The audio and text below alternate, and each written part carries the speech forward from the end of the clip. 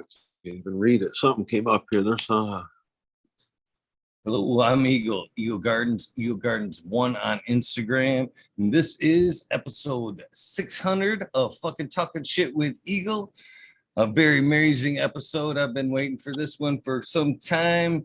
You will know this guy is AKbeanbrains. Dave, how you doing tonight? Do you want to tell us how you're doing and where they can find you? Yeah, I'm doing pretty good. Doing pretty good. The best place to find me is I just take emails, or I got a Instagram account, AKbeanbrains on Instagram, and I check that pretty much every day. If I'm in the posting mood, I'll check it regularly, but if I'm busy, I don't get to it like every day. So I take emails though, dankertown@gmail.com, and I check that every day. Unless I'm in the ocean. If I'm out fishing, not so much. It's so you do a little bit of ocean fishing? That's pretty amazing. Try to go out. For? Yeah, we try to go out if the weather's going to let us. Every weekend, if we could, you know. Hats off to you, man. I don't know what it is about the big water there, but man, once I lose sight of land, I get squirmish.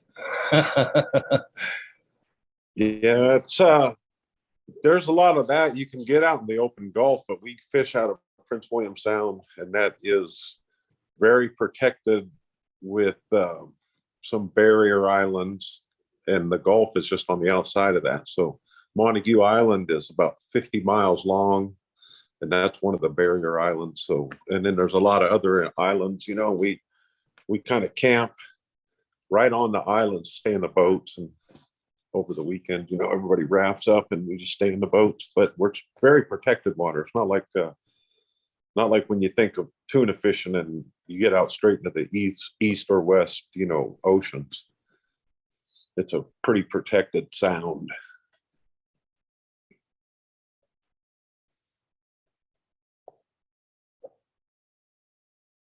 You go ocean fishing ever? I've been out into the Gulf one time, and it was an experience. Like I said, man, once I get away, especially in that big water, once I get lose sight of that land, man, I get a little nervous in the water, to be honest with you. So I've fished in the ocean one time, the Gulf, and it was a lot of fun. But again, I'm a lot better with my feet on the ground, to be honest with you. Yeah, I want to be in a pretty big boat if I'm losing sight of land myself.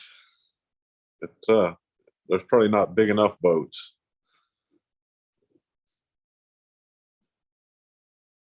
What are you catching out there? What do you like to catch when you're out there fishing? We catch whatever is migratory, basically. A lot of salmon migrate through. There's 4 or 5 species of salmon. We're always on the salmon when they're in, and halibut, they migrate in pretty regularly, but there are some resident halibut. They live real deep. You got to catch them right 1,800 feet and around that range. So we catch a lot of black cod at that deep too, around 1,800 to 2,000 feet, and catch a lot of rockfish, just whatever is in season.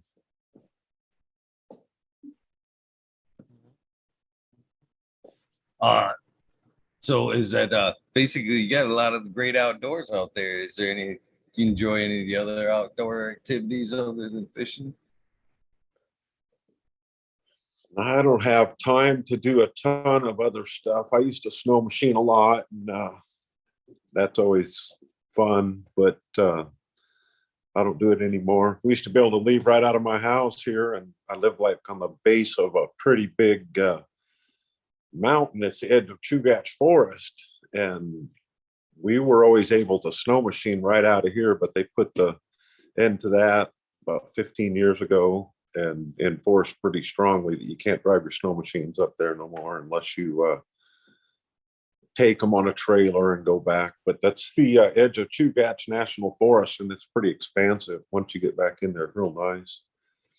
Other than that, wintertime, just work and wait for summer to come back.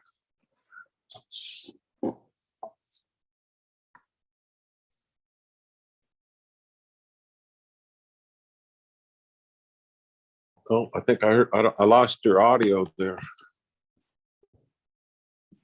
That was me. Sorry about that. Well, let's start this off at the appropriate point where we usually started off. At what point did cannabis enter your life? When was the first time you used or seen the plant? Well, pretty dang young. I'd say I knew what it was pretty readily at 10. And because it's been legal up here for a long time, since about 75. And then once it was legal, you could see people growing, kind of in their windows and out in ornamental potters and stuff in front of for landscaping. People would throw a couple seeds in the ornamental potter out front with flowers, and we'd always go, and I'd see it as like 10 and 12 years old. We'd go steal the damn leaves and try, because it's always 24 hours or about 20 hours of sunlight in the summer, so it's just vegging plants. They never will bud. You can't. And there was not like ruderalis or anything that did flower up here. It's just like vegetative, regular, probably most likely at the time a lot of sativa imports, whatever was brickweed, Colombian, or whatever was being imported at the time. So I knew what it was, but that never really got anybody high. It's just like pretty poor. I remember we had a little group of kids where my buddy's parents owned a little country store, and he'd snatch a carton of cigarettes and be smoking some Marlboros. Those things affected me 10 times more than the leafy vegetative material. So first time I actually got high, I was about 78. I smoked some actual Thai bud that I was told I could smoke it. I don't even smoke, and my mother wasn't like saying no. She just told me to be real responsible and wouldn't let me go run around wild smoking weed. But I was babysitting her friends' kids, and they were going out, and they gave me a little bit of weed. It was Thai bud, and I actually unfolded it, and at the time I was still pretty young, but I was good at rolling, and I rolled up a joint. And it was very psychoactive and strong weed. At that point, it hit me, and I don't really remember about 3 hours of that night. And after that, I, knew what getting high really was. So of course, right after that, all the weed was pretty poor. A lot of Mexican, and you could, it was like $5 a lid and $10 a lid. My mom's friend would have me roll like 20, 30 joints out of a $5 or $10 lid for him. And he'd give me 1 or 2 joints, but it was all seeds and stems, and it was real poor quality weed. So the high was just fleeting and not real good. So it took a while to actually find, good homegrown bud. For those who don't know, you want to go ahead and tell everybody what a lid is for some of these newer folks Say it again. Could be watching. Say that again. Tell them what was. What a lid is. I mean, a lid. I'm pretty sure I know what it is. Lid. A lid's just the original term for an ounce of weed, pretty much. It's just it was like not ounces. They were just a sandwich baggie. Basically, the lick and fold baggies is what you would get, and it'd be about 3 or 4 fingers was a lid. And it, 3 or 4 fingers of compact weed was pretty much close to an ounce in weight anyway. But yeah, $5, $10 lids was just the common deal. Man, I don't even want. At one point when I was a smoker, I would think, man, I can't. $5 lids would sound amazing, but as a grower these days, I don't. $5 lids don't seem too appealing. Oh no, uh, no, because you would want, but I even at think, that do you think time. we'll ever heat them prices again? Oh, I don't even know. I don't want to think about it. That's crazy talk. Yeah, at the time, money was much more valuable. So if you were getting a $15 lid, you were probably getting something that was smokable, and that was actually a little bit of money out of your pocket. So that's like 78. It's different value on money. I don't know how it would even work out today, but with inflation, our dollar has gone to shit. I don't even want to know what it's going to cost to go, uh, boating a couple of times. I would easily burn 100 gallons on the weekend of fuel. This shit's going to kill.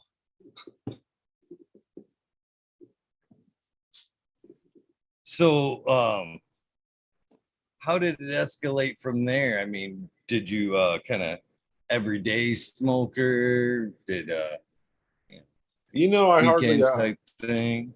I didn't participate a whole lot, probably just weekends, but my mom was pretty cool. I was like 12 or 13. She let us have a beer on the weekends. We could have a couple guests over and she would let us have a beer. And she she wasn't crazy about letting us smoke weed. We kind of snuck around smoking it because she knew we were doing it, but we were not letting her know how much we were actually smoking. So about about 82 or 83, there was some really good Thai buds and different Colombians that were coming through, and it was really excellent weed. So at that point, I was smoking whenever we could get real good weed. It turned into about every day from early 80s on, though.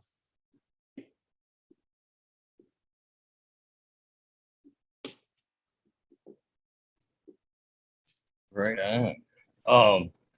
So what I always forget that Alaska was initially the first state to legalize cannabis. So why do you think California gets so much of the credit, or towards first real legalized state? Well, they went legal medical for.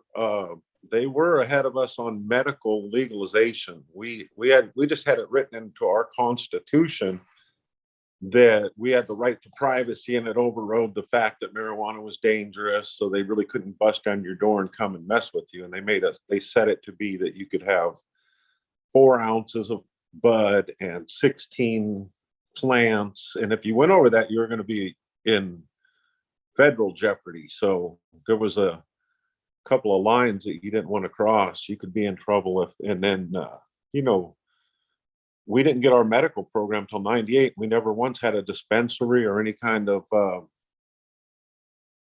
distribution system or testing or any kind of co-ops or it was just a hokey thing, just calling it medical legal. And California was certainly a couple years ahead of us, what Dennis Perone and Jack Care and all the guys that worked hard to get it legal down there. And it was pretty cool that mom and pop, it was just so big, the population difference. We had 600,000 people up here, and there's 25 or 30 million in California at the time. So population is one of the big differences. Nobody really knew about our thing because we're kind of isolated.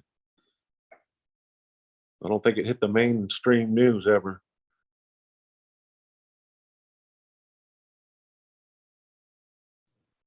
So what led you to initially start growing the plant? Shit. Because I like growing stuff, I guess. I don't know. I pretty much had, at one point, I was probably about 14 or 15. I had a bunch of king pigeons as a project, and we were eating them, and I was raising them just like as learning to breed stuff and take care of animals and shit. And all of the seed that was spilling over from like sorghum and millet and soy and corn and wheat and all this shit I was feeding the pigeons, it's hitting the ground and germinating and starting to grow up. And there was like a nice patch of it along. There was even some like maybe peas. There might have been peas that was in that mix and shit. So there were peas vining up the fence line, and there was pretty much good cover. So I threw down some Mexican seeds, and thought everything was just going to be great and I'd be growing weed and shit, but it came to an end pretty quick because I was instantly caught trying to grow it, and after that I realized you had to be a little bit more covert and not going to be able to just do whatever the heck you wanted. And then real hard to get decent grow lights when I first started. The people were scrounging up mercury vapor lights from down road poles, lighting, outdoor lighting, and then change out to a halide bulb. At the time it was hard to grow indoors, so 8-foot fluorescent tubes were kind of common, and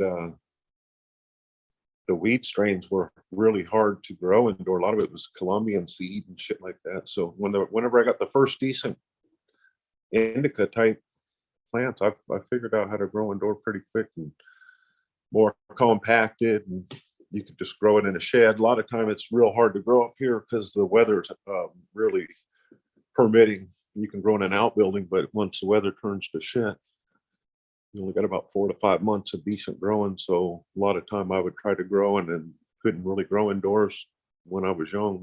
My parents wouldn't put up with that shit at all. But yeah, I figured that growing was pretty valuable. So as soon as I got out on my own, I was doing it regular.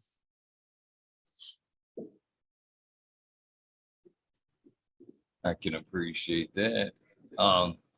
So what led you kind of into the breeding aspect? I mean, how long from the initial grow to your interest in breeding? It's funny. I don't know. I started growing and then didn't know much, just reading a little bit of books, and there was only so much information in late 80s and in the early 80s. So I read on how to clone stuff. I read on how to flower everything, and just figured that my very first breeding was pretty much just a guess type of work. Grew a bunch of Mexican seed out in peat pots using like Peters as food and fluorescent lighting. Had a quartz lamp, which is nothing but pure white light spectrum and heat. They're not even worth a shit. Just get like 5-inch internodes instantly as soon as you try to use it. Real poor light. I tried to grow my first crop of bud like that and didn't even know good enough to take the males out. So I learned how to instantly make seed just by the first time I grew. I didn't even know what males were. I remember seeing bud earlier that had flowers on it that some older guys were growing, and I didn't ever associate the flower as being male or female. I just thought it was a more expressive type of pot. So I learned real quick that there was male and female and what was what. And then I targeted things after that. Had a pretty good idea. I knew what I wanted real quick. And there was a lot of first place I got was about 18. I had a trailer in a trailer park up here, and a couple of the guys in the trailer park were growing some Affy and some Indica. One guy's growing some Colombian, and typical trailer park genetics that are going around. And they gave me some cuts of some pink-haired Affy, and I didn't do a ton of breeding till about 85, 86, and that was pretty much my first tries at really doing breeding. But I was collecting a bunch of like regular strains that were going around. Saw my first 1-pound indoor plant called Big George. A friend of mine was growing. Remember taking he'd have 1,000-watt lights, growing it in 33-gallon Rubbermaid like garbage cans, and just single 1,000-watt lights hanging in between each one of the single plants, no shields or nothing, and just monster Christmas tree indicas. He gave me a cut of that old Big George, and I knew I wanted to make seeds of that stuff, and I did later. For a while, I kept it and just tried to breed it and grow it. Not breed it, but grow it and smoke it out. And I ended up breeding it once I got some males that were pretty good indica, and it ended up making my Devil's Club indica. That's what I call Devil's Club indica. Originally just a big 1-pound, pretty much indoor Christmas tree bud. I mean, we didn't have no name of actual strain. It was just named Big George after the guy that was growing it originally. So I figured out breeding was valuable, and pretty much only way to get more seed stock is before anybody was buying seeds. There wasn't any place at the time, 86, 87. I had no idea that any place in the world that, you know, had seed stock. I know Neville had started up his company by then, but I didn't know anything about it, even though I was getting high times regular. And I still have like all the collection from mid 80s, probably 85 on. I think I had the whole collection of high times, and it wasn't until like 88 that I was aware that there was seeds available. And you know, Neville was advertising at high times. I think he had the 88 catalog available, and that's the first time I knew that you could actually buy seeds. So we got on board with that as soon as we could. There, in 89, we bought four different strains, and you know, we were breeding. We were going away breeding as soon as we had confident males that we thought that we could breed. You know, we thought that we thought it'd just be a breeze because you could call Neville and he would be able to talk. It was like 16 or 18 hours of difference in between here and there, but you could schedule and actually talk to him, asking questions about the strains. And a good friend of mine that got me into it and into his connection, he got out of the cannabis completely. A couple people I know, I've personally told the story to, and all of our friends know, but he went to the Lord, and he's, you know, saw his evil ways, and he got rid of all of the things that he had to do with cannabis at one point, which is about 30 years ago. We kind of split ways, and he just ended up not being me and my current partners, real good working partners. We started out as like a trio, and he's actually the one that got me into growing all of Neville's strains. He's the one that got a apartment with just like the old days where you could you know, risk your ass too. He'd be growing with like 5 ionizers. There wasn't much scent control. He had like a skunk buster and about 5 ionizers. And in the trailer park, you get away with a whole lot more. You could have a whole room full and it'd stink like hell, and pretty much, you know, not a lot of complaints. But yeah, the first that's when I realized that breeding was gonna be something for me, is when we bought and about the Northern Lights one from Neville, and had Big Skunk, which was one of my favorites. The Big Skunk was just killer. It was kind of a loose and leafy type of strain, but it was so it'd make you really stupid. I didn't have a lot of experience with a ton of others, because if it wasn't up here in Alaska, you know, we never got a hold of a ton of shit that was circulating everywhere else.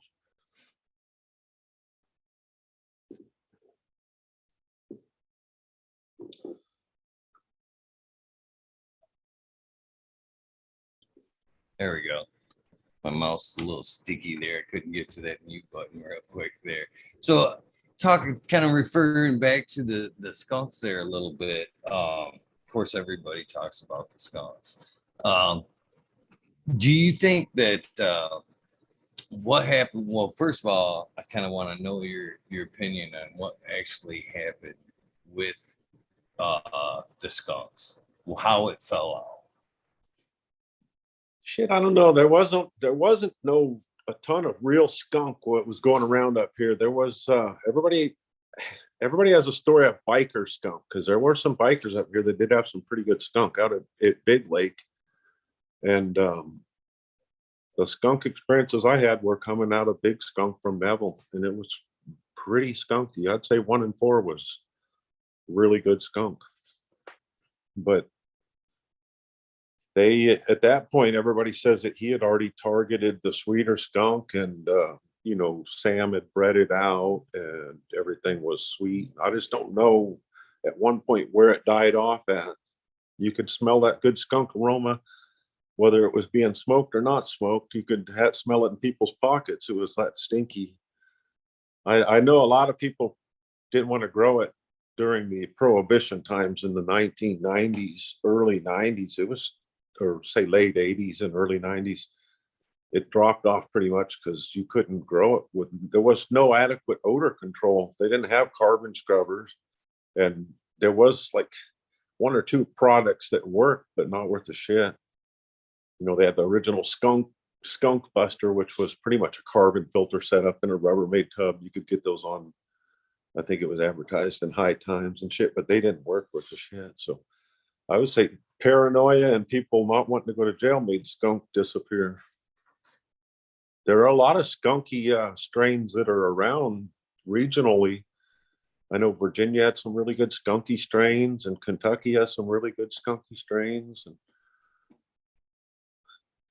I think it's still there, just going to probably pop back up. I'm hoping, to be honest with you, as everybody else is hoping. I kind of feel it's a multitude of things. I think it was a combination of people just didn't want to grow it because of how loud it was. Yeah. And then I think it's kind of partly to the ones that did take it indoors kind of took it out of its element, out of its, out of its environment, and just because of nature, it didn't have to produce those terpenes quite as loud, or it just chose a different combination of terpenes as it evolved indoors.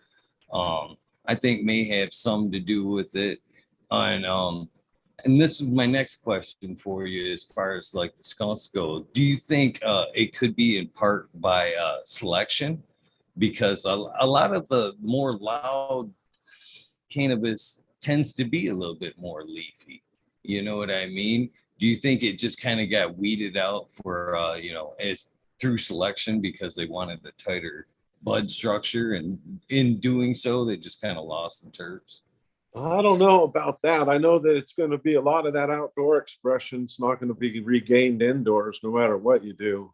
There's the sun's going to make a lot of volatile compounds be a lot different or more expressive outdoors, whether it's terpenes or the oils it's producing, or the, and then again, it's the plant material too. On a real skunk, it's pretty damn stinky, skunky on just vegetative material. And then a lot of time, what people are saying is skunk, the terps tend to just die out before the cure's real good and cured on it. So some skunky stuff doesn't have too much of a nose later on. And then, I don't have a ton of experience with skunks at all. So some people say the terps have to build up for like 6 weeks in the cure before they're going to be proper skunk terps, but I've never seen that type. And there was just never anything up here that was going around that was just called straight skunk at all. The only time when we had it, we did get a hold of the skunk one that was going from SSSC was selling it in 1991. My original, three-way partner, I'll just call him Bill. His little brother was growing some seed that he had grown, and it was very skunky flower. It was embarrassing. That was the thing. Say 1990, you're walking around and you had smoked that shit, and you go into public, every fucking person turned around and looked at you, and it's almost too much in some places. And you never know who you're in the presence of. At the time, a lot of people that don't need to know what you're doing are around, including the police, and just happen to go up on them, or have your car stinking beyond hell, and then just for whatever reason have to be questioned about it, man, you'd be looked at pretty funny with that stinking ass weed. That could be part of it right there. People just didn't want to have the karma of that just nasty stinking ass weed. It was actually pretty pleasurable, but just some people just really don't want to retain that terp. What happened here in what is it, July? There's going to be that skunk con that I think Piff Coast Farms is hosting in Virginia. So there could be some skunk related strains popping up right there.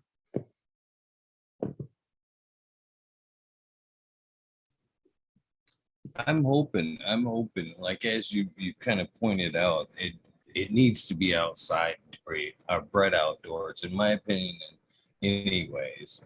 And I think with the legalization kind of going, coast to coast, more people breeding outdoors, I think the chances are better that it will pop back up. I think it does need that outdoor pressure.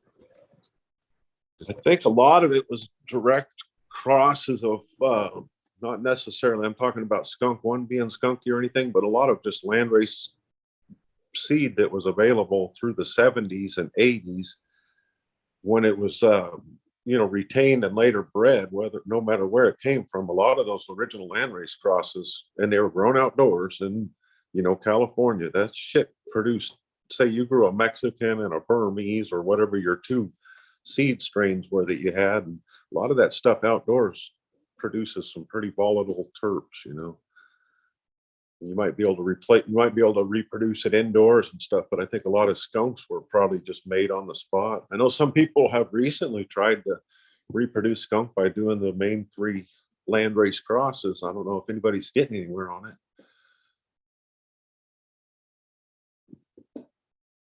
I hope it comes around at some point. How many strains do you think you've created yourself?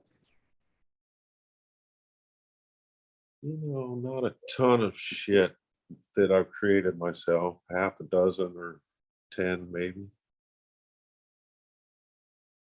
A lot of time it was shit like that I liked from both of our fucking back in the day when fucking Sub was around. A lot of the things I liked come from TGA genetics, and when Sub was around, mid 2005, 2006, and 2007. I liked a lot of the shit he was growing right then. So I crossed some of the things that I like and have today from his stock to other things. So when you're putting together a strain, what is the starting point? So you just planning to cross something new with something you have, or do you have an intention? You know what I mean? There's a lot of reasons, I guess, why you would do, any number of crosses. A lot of times you just think things will mesh together real good, or you're trying to get another expression to pop out, and you can get around it certain ways by just crossing a couple of things together. So a lot of times I'm looking for different expressions, and sometimes I'm doing preservations, and there's only one way to do it if it's like in a cut only. So some of them I'll just target whatever cross by utilizing something that's available, and kind of just like breeding animals. Basically get a target of kind of what you want, and then figure out your parents and look at the history of them, and then make the cross and grow it out and see what you come up with in the F1. And then if you like it, you can go forward. And if you like it a lot, or you want to preserve something, you can, go back into some back crossing, get a little coefficiency on it, and then retain a little bit of preservation, or retain whatever your original goal was that you were looking at.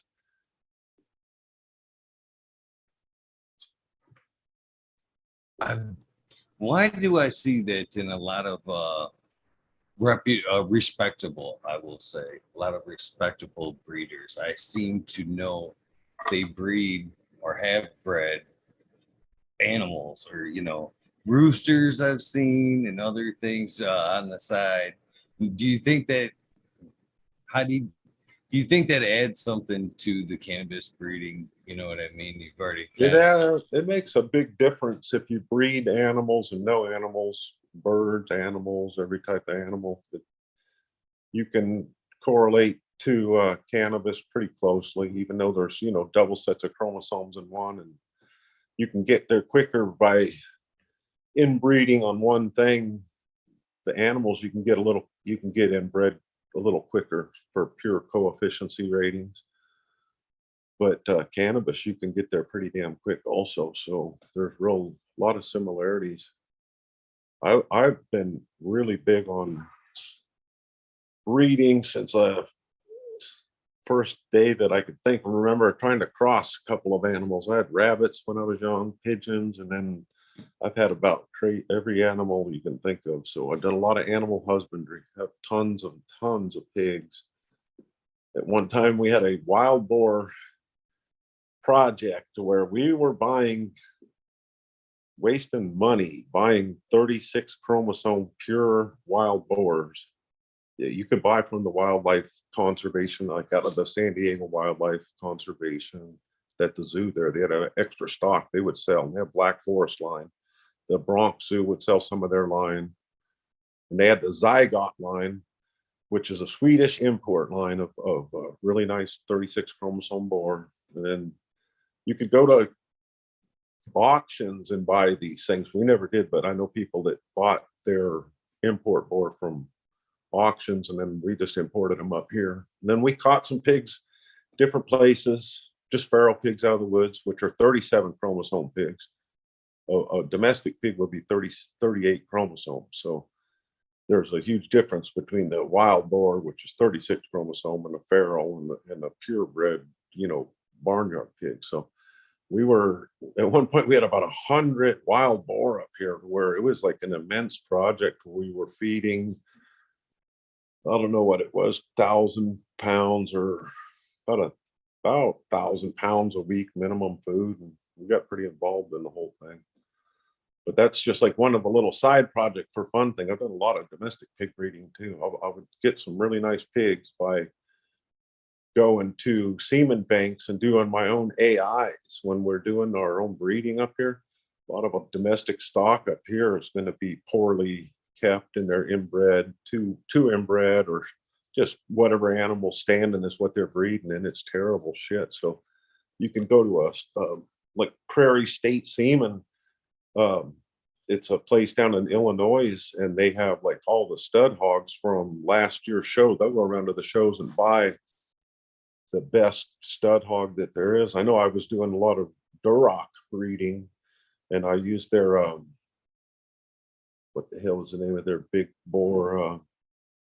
No, I'm not even remember the name of it, but it's $16,400 boar that they bought from the local, I guess it's show circuit or fairs or wherever. But it was Red Baron. That was the name of that big boar that I used. I used them a couple times. I do some really good AIs, make some really nice. If you know the gestation period and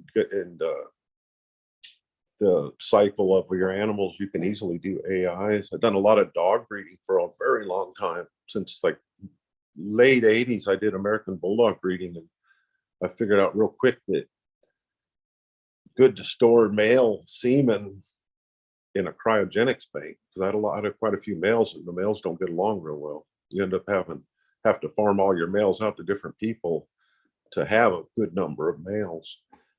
And they're problematic. Males are like dicks, a lot of them. So when I did have a chance and figured it out, I stored semen at International Canine Semen Bank. It's in Sandy, Oregon there. So about 25 years I've had an account down there. And if I want to do a breeding, I'll just go straight back onto the dog that hasn't been here for 2 decades. Very old bloodlines of stuff that was bred to my liking and put up frozen like that. It's pretty complicated, though. It takes surgical AIs generally to do a good, successful cryogenics breeding. And it's not cheap. It's about $4,000 basically to get yourself a set of pups out of it. That's incredible. That's incredible. But what that $4,000? I'm sure the return. Yeah, the dogs would be sought after pretty much. I had a pretty good name on American Bulldogs. I had a pretty good deal. I wasn't trying to take over the industry at all, but I had offers on a lot of my dogs for $10,000, and I would like people begging me to sell the dog to them when I was taking it wild boar hunting, and begging me not to get that dog killed, because I would just like recreationally boar hunting and using my bulldogs. I was lucky enough to be able to use my own dogs right off the couch. A bunch of lazy, fat American Bulldogs from Alaska. I'd be able to go down to really nice ranches in California, get my catch dogs, my bulldogs, and use them for catch dogs on live boar on really nice ranches. You know, I still have the opportunity. I could go take my bulldogs, you know, anytime and go catch a bunch of pigs with them, but it's a real hassle hauling dogs around America, and it's got to be a real pain in the ass now.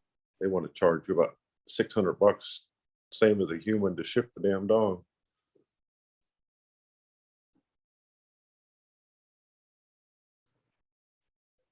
So, you know, as I listen to you to speak about the breeding here, I can think of a lot of things, like you said, that do kind of correlate to cannabis, to be honest with you. For one, I see cannabis in dogs. I've got a friend of mine that's pretty well known in the dog world for his German Shepherd, Riker. So I think it's pretty awesome. It's got to be super gratifying to once you've bred out a quality stud like that, and he's well known, well accredited, to see the bloodline. You know what I mean? Because paperwork, you can look through history and go, I'm fucking responsible for that shit. You know what I mean? You can Yeah, still that's today kind of it's see really well your mark. documented with the dogs. That's something that's the provenance is there, because that's every step of that pedigree. It's documented, and that's what you're making your name on, is that bloodline, you know.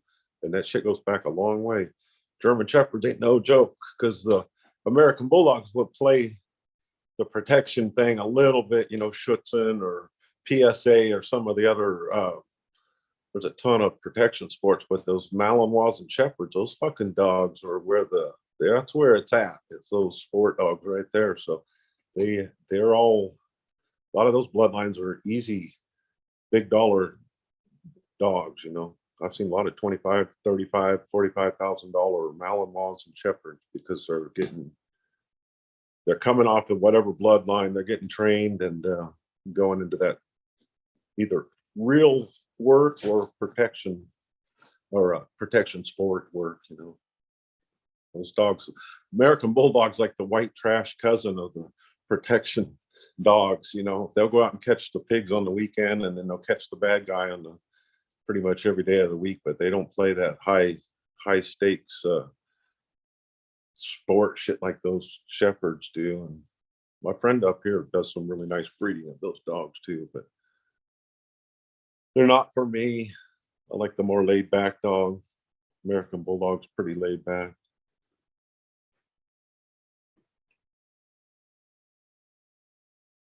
That's pretty cool. That's really cool. I think it's awesome that you've stored the semen from that stud. So, and again, I want to kind of relate back to cannabis just a second, because I don't think people realize in cannabis breeding, as in any other breeding, kind of as you pointed out, as a good footing, the stud is so important.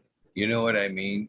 And I don't feel that enough breeders today give the stud, you know what I mean, credit, or you know what I mean, want to keep him or see the value, I guess, is see the value in a good male and tend to throw them aside. And Right? tend So to they don't get enough continue love. to search. Yeah. You know, the males I'm don't sorry. get enough love, right? No, not at all. Not at all. And, just like anything else, once you've done a lot of hunting and, breeding is something serious, you see something good in what he adds. That ultimately in breeding, that's what you're looking for, is great traits that can add to another great trait. And, and it takes a lot of work to even see what that male does.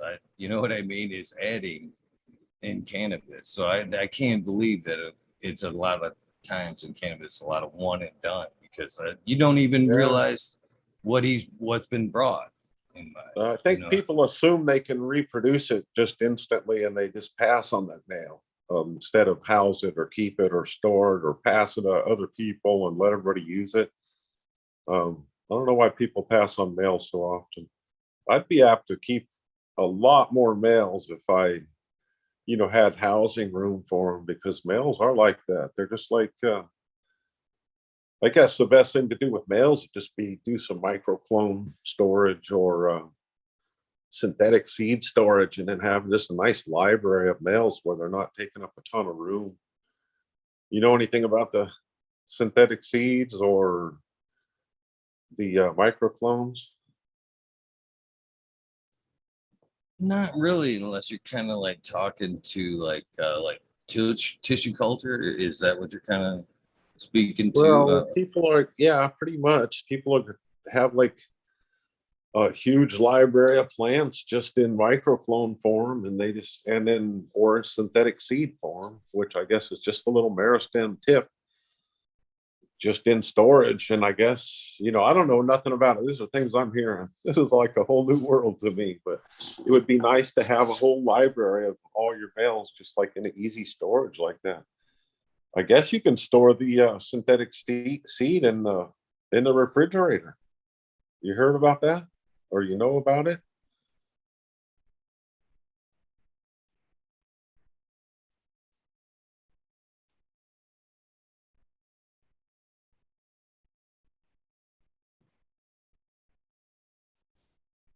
You can, and that's what I'm hoping that will help clarify a lot of things in cannabis. The necessarily the need to like BX things.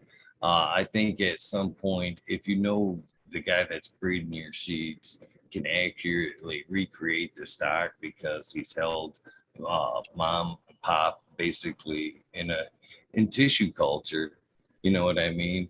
I think you'd be more apt to pop all the seeds that you buy. You know what I mean? There'd be less people out there trying to recreate or back cross uh, to keep Yeah, it, whatever.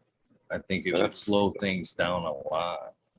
And yeah, I think it would be, as for breeders, it would give them more room to work on things. Right now, as it is, you guys got to keep all that stuff alive and kicking basically and libraried for future projects or whatever. But it'd be nice if you could put it in a tube, be working on this project for a while, do a nice pheno hunt, work it, tube it, move forward, you know what I mean?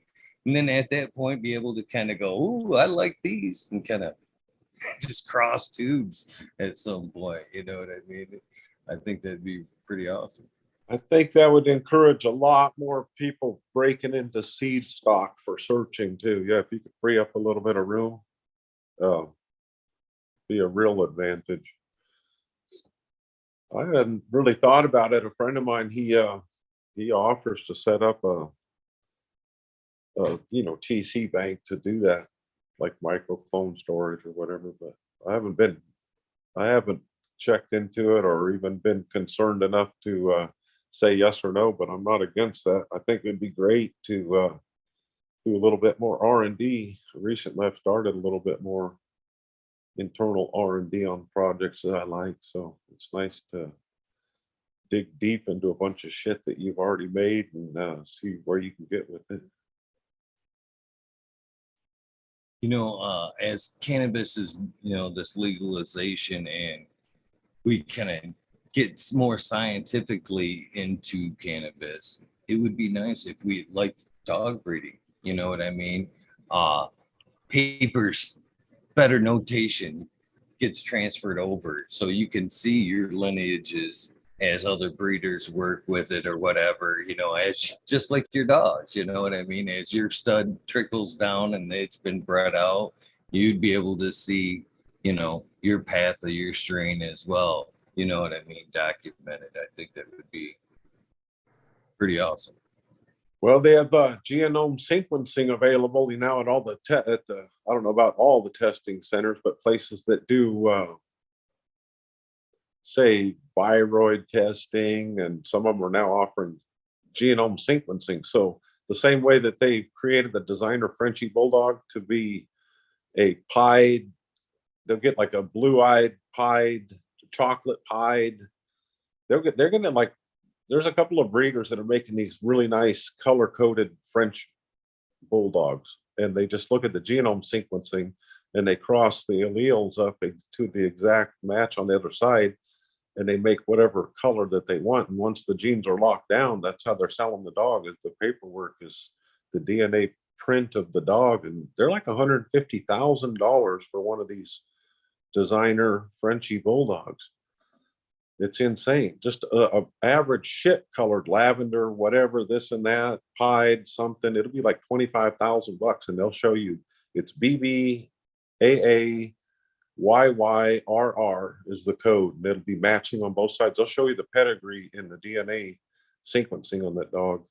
And now they're doing it with cannabis, so it's also like 33 grand or something to sequence a fucking genome of your cannabis plant. So it's not something their average guy could even consider. But if you were wanting to get somewhere very quickly and you had some targeted goals, and if you knew the sequencing of it, you could get there instantly with it. So that's something that is coming out.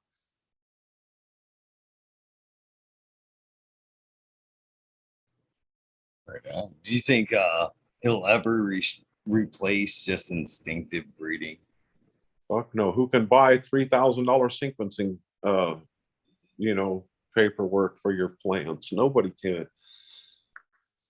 That's like that's cheating so badly. You're cutting lots of corners. So no, I don't know. It's probably better just to do the work.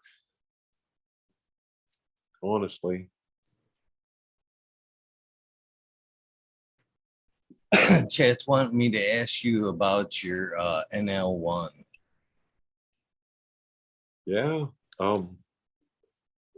Had it for a long time. We originally had NL cuts in 85, 86. It was going around up here. It's like just called Northern Lights, but never called NL1 till I bought we got NL1 from Neville in 89.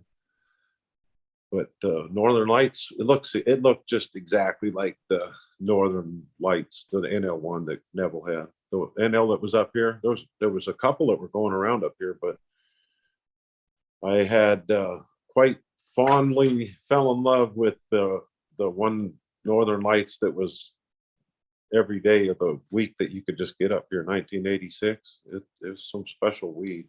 It's like hash on a stick, basically. It wasn't bushy or branchy like the NL5s or anything. It was all single stalk, real columned main colas, and just super white, super tasty.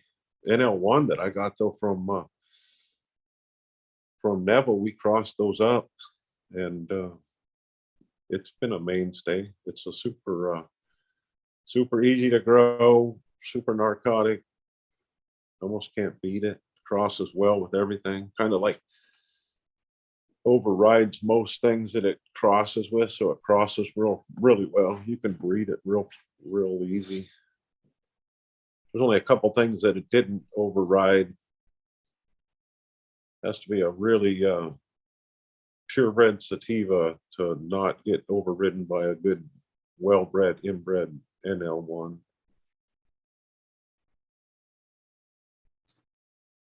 I'm curious to know what do you think? What are the difference between a naturally purpling cannabis and a cannabis that is, you're basically tricking it by temperature swing or whatever to bring out colors?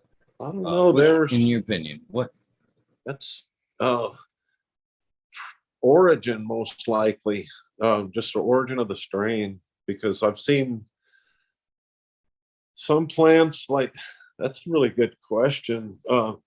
It's weird because I have a red Lebanese that would turn red or purple. It was from Northern California, from my friend Two Trees. It was his grandfather Ike's strain, and they grew up for a long time. And that's a naturally it colors up just naturally, and doesn't need to be hot or cold. It could influence it a little bit more, but there are some strains that they'll turn. I like the way it's weird, like Canna Exotics. They have plants that naturally turn purple, and they have this really nice dark center of mass. For they're green to start, but once they go into flower, that center starts just turning really purple, and then they have purple calyxes and mixed of leaf, and there's that type of purple. And then some are induced, partly by cold and partly by their genetics. So there's so many purple expressions. Really, you can't pin that down on any one thing. What do you think necessarily as far as effects does the purple bring? Because I've had purple strains that you get a green pheno, and the green phenos of a purple, naturally purpling cannabis seem to give me like anxiety, where the purple flower seems to be super calming. It's one of the terpenes. I'm sure somebody could say right away exactly what it is. Maybe it's linalool or whatever is in there. I'm not sure because I don't keep track of the profile of a purple flower. But yeah, there's it's the same way lavender has that olfactory sensory thing where it can calm you down, and the green versions are always a little speedier on any of those purple ones. And I think that it could be the THC level is higher on the green ones a little bit. So there's more sedative cannabinoid profile on the purple ones. Maybe it just has any other little bit lower THC, and then maybe CBN or CBD, CBG or something. You'd have to look at them and compare the actual cannabinoid profiles on them, and then that'd give you your answer why the purple one's got that more calming effect. And maybe it's because the purple one's gonna finish off faster or slower. Say a green one's gonna be a lot racier if the purple one takes the extra 2 weeks and you harvested them at the same time. That green one's going to be racy as shit compared to the purple one.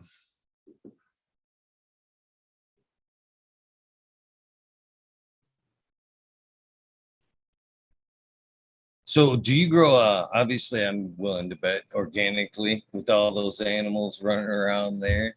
Do you, I do. are you I that grow, organic? I grow a lot of organic, but it's because at one point we had unlimited amount of fruits and vegetables for our animal hookups. Like from this one market up here, it's called the Red Apple, and it's like they have a lot of Asian produce and Samoan produce they import in, and a lot of it's like we'd get star fruit, guava, cantaloupes, and just like all kinds of tropical fruits by the hundreds of pounds. We can get this just unlimited amount. So I would do a lot of fermented fruit extract, a ton of that. I could do any amount, like 55-gallon barrels of the shit, and seaweed extracts and the amino acids out of fresh fish. I make a ton of that shit. But I'll be honest, I got lazy a lot lately and hadn't made any for like a couple years. But I was real heavily into like making homemade nutrients, like almost Korean natural farming type of ingredients on all of it. Just use some good EM1, make EM5, and kickstart a batch of something fermenting real easily with a good inoculant of that microbial. The EM1's just a commercial strain of 20 microbes. Like if you're getting your own IMO and different areas collecting it, they've already done all that. So it's a wide spectrum microbial treatment. You can just kick anything, soils or I would say throw that into a batch of like seaweed extract when I started up. But I got lazy. Somebody runs a garden store up here. He gifted me like almost an unlimited amount of organic bottled products. So at one point I just started using some organic bottled products and then supplement, whatever I want. I gift out a ton of that to people that want to do the KNF. I give a ton of it away. It tends to be a pain in the ass, and it causes like a little bit more problem with fungus gnats and shit if you start feeding everything with fermented plant juices and fermented plant extracts. More organic causes a little bit more fungus gnats, which is a pain in the ass, and the whole cycle of life kind of changes. I'm not thinking that it's sterile using bottled nutrients, because it's like I use Roots Organic right now, almost an unlimited supply of it. I'm pretty happy with that way that stuff works. It's pretty good products. I would say that their source, the stuff called the source, which is kelp extract and amino acids from fish, it's not a super appealing product.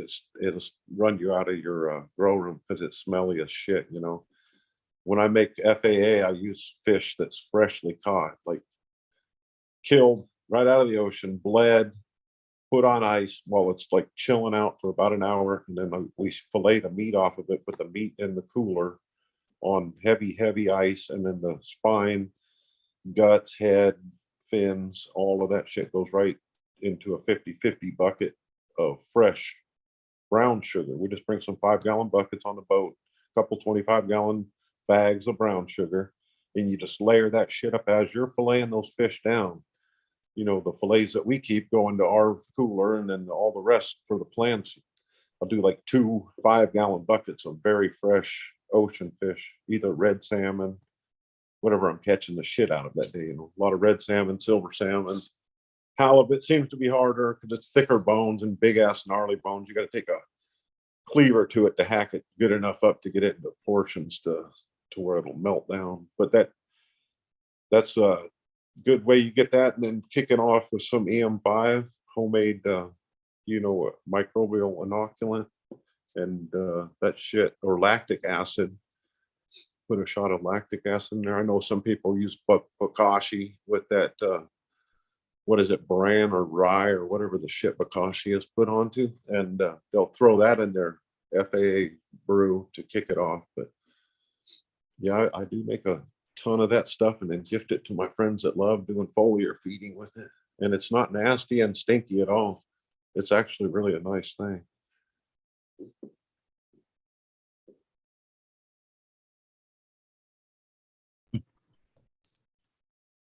That's awesome. You seem to have. I asked because you seem to have so many available inputs.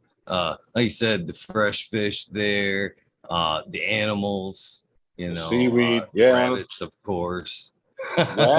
Rabbits are pretty good. Rabbit shit's a tiny bit hot, but for top dressing outdoor gardens, I do a ton of any of my outdoor gardens. We have some really nice composted gardens outside for vegetables. I don't want to bring in too much rabbit shit and stuff like that into the indoor gardens and have like as much organic material from them inside.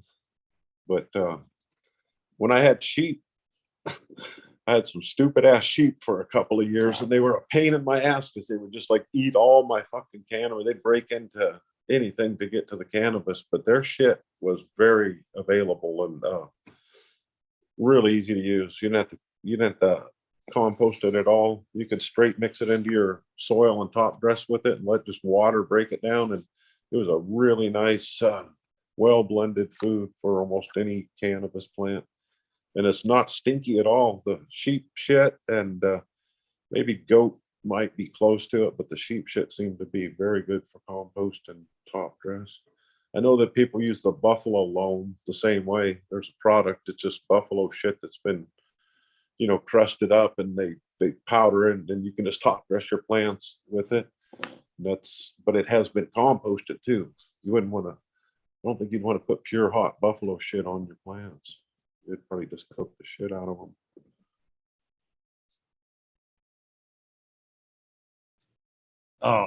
It's real quick because I don't want to necessarily neglect the folks in chat. Mike Denver was asking which one of the TGA strains or which ones of the TGAs did you like there or favorite? Oh, I should ask you that. What the heck did you like out of some shit? I know you run the hell out of his gear. I'm a fan of like the older stuff, man. I like the Cheesequake, the Crazy Train. Okay. The Quake, Well, that shit was nice and greasy. yeah, I would Amazing say my crash. number one thing, I ran a lot of his shit and I just did it. I got a wholesale count just so I could run their gear. And I like push off. I'd sell some packs. I liked it. I got set up. He finally like let me buy a bunch of packs, and I was buying like, I don't know, a couple hundred packs. So I was like getting to run whatever I wanted to run and pass off the other packs to my friends. You got to try this. You got to try this. You got to try this. And I tried like 30 strains easy enough. So out of the ones that were really fucking good, we Time Wreck, Blood Wreck, Crazy Train. Quirkle was really tasty. There was some of the older ones that were really good. Space Jill was the original Space Jill was really fucking good. Right when that thing came out, and it was like their first incarnation of the Vic High's Space Queen. That shit was really good weed. It seemed like they lost it within a few years. The Space Dude that they bred with and that people held forever seemed to change a lot, because the original Space Jill was some fucking fantastic weed right there. It was a biomass pig, though. I'll say that it grew like 6 inches a fucking day, so it was hard to control. Definitely good genetics. Sativa and Sativa Smurf is wanting to hear about your old school 80s William Wonder. The Williams Wonders just been reproduced from seed stock that was held by the guy that bought it originally from SSSC. He had bought a ton of Neville's, all of the Sensi, not Sensi at the time, but Seed Bank of Holland and SSSC. And he kept it and was growing it, tended to grow out almost all of Neville's stock, because during he picked up all the stock in late 80s, very early 90s. And there was like a seed drought basically for the early part of the 90s. It was very hard to get seed unless you were going directly over to get it from the cafes or whatever. And Neville was busted and ownership changed on that. Ben Dronkers took over Sensi. Things changed a lot. So by 94, my friend was growing out all of the Neville shit, and he just had the SSSC stuff in the freezer. And I know he did grow it. I'm not sure the exact timeline on any of that stuff, but he pulled out some of the 2 or 3 strains and then reproduced it. And years back, just he was on the IC Mag or some of the forums and chats, and he was on there as Old Detroit. And he was talking about the SSSC gear that he had, and he was offering it to people at the time. I wasn't on those guys. I was like, I thought this was all connection directly to the fucking FBI. So I was like lurking on that shit, but no way that I want to join or comment on any of those fucking forums. And especially after I heard, they were busted, a bunch of them, whatever, they were actual, undercover operations, collecting information and shit. So I was too paranoid to get on there. But Old Detroit was offering that SSSC stock to people, and I don't know who took him up over the time, but my friend, younger guy I know who's down in the States, Kentucky, he's down in Kentucky area. Bluegrass Skunk Lord is his name on IG. He is friends with this old man who I got introduced to later, and he had offered him some of the SSSC stock, the M48, Beatrix Choice, and Williams Wonder. And he, my friend Bluegrass, passed the seed to me. I just reproduced it. And when I did,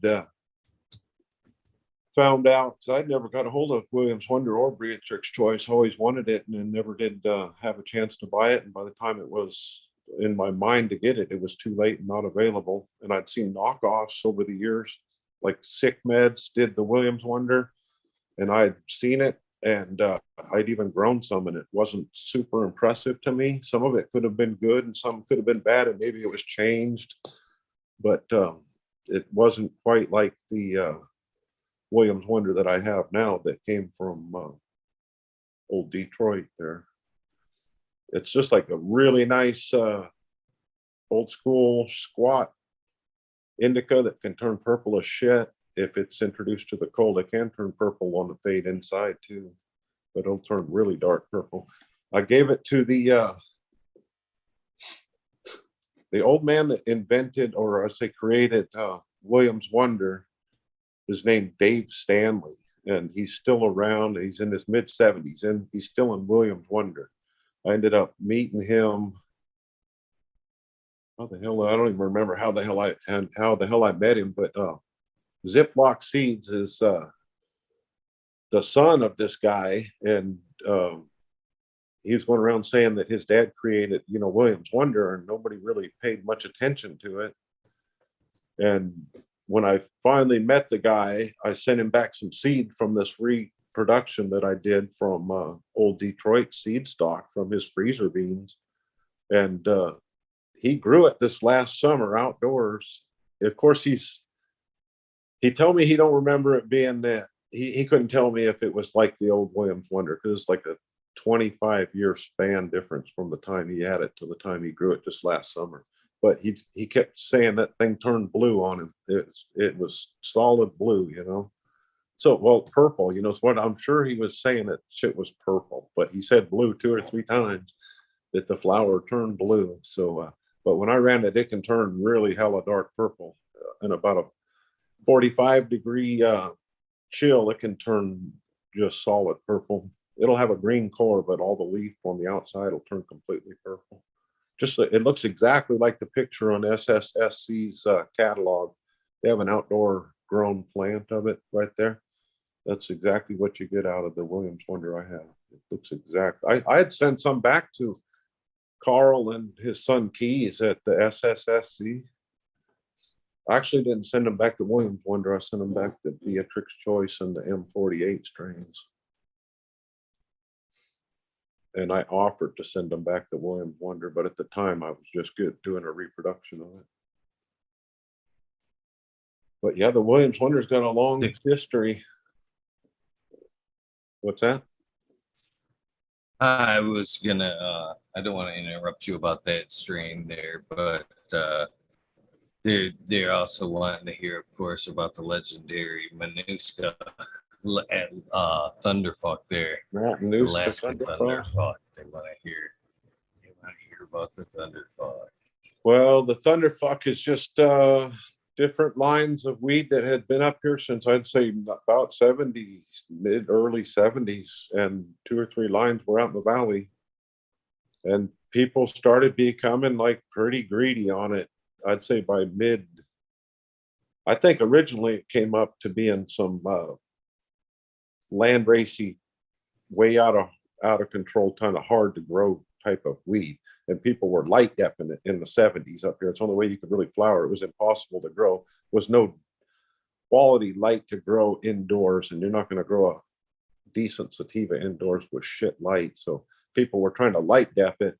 And by the 3rd or 4th year, I'd say it was only by late 70s, everybody had converted MTF to being a fucking breedable plant that was coming in at like 9 to 10 weeks and under 5 feet tall. So it became pretty much locked down to be a indica Afghanistan type of plant, whether it was originally that or not.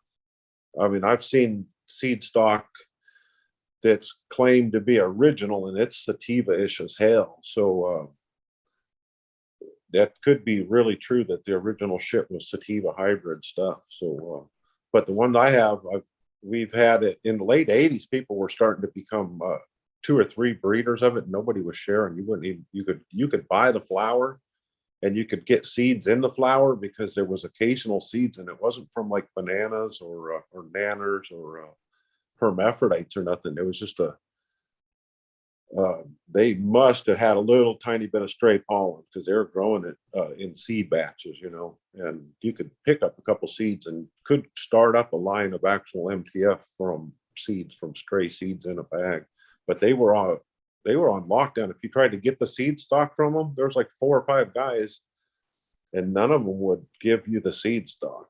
You could buy flour, no problem, but it wasn't even cheap way back in like fucking late 80s. It was super expensive, like $200 an ounce, when everything else was about $100 an ounce. You know, they were holding the price really high. And the cut that I breed from and have had and hold for a long time, just my boss in '87 at the body shop, his brother-in-law had a cutting of MTF that he had since early '80s, and that's the cutting that I have. It took me 20 years plus to get into getting my hands on that thing, knowing them guys inside forever. But after, you know, X amount of time, they'd only given it out to a couple people. They don't give it out to a bunch of people. There's 1 or 2 backups that held it. They're still holding the same cut and like so stuck on it being the one thing.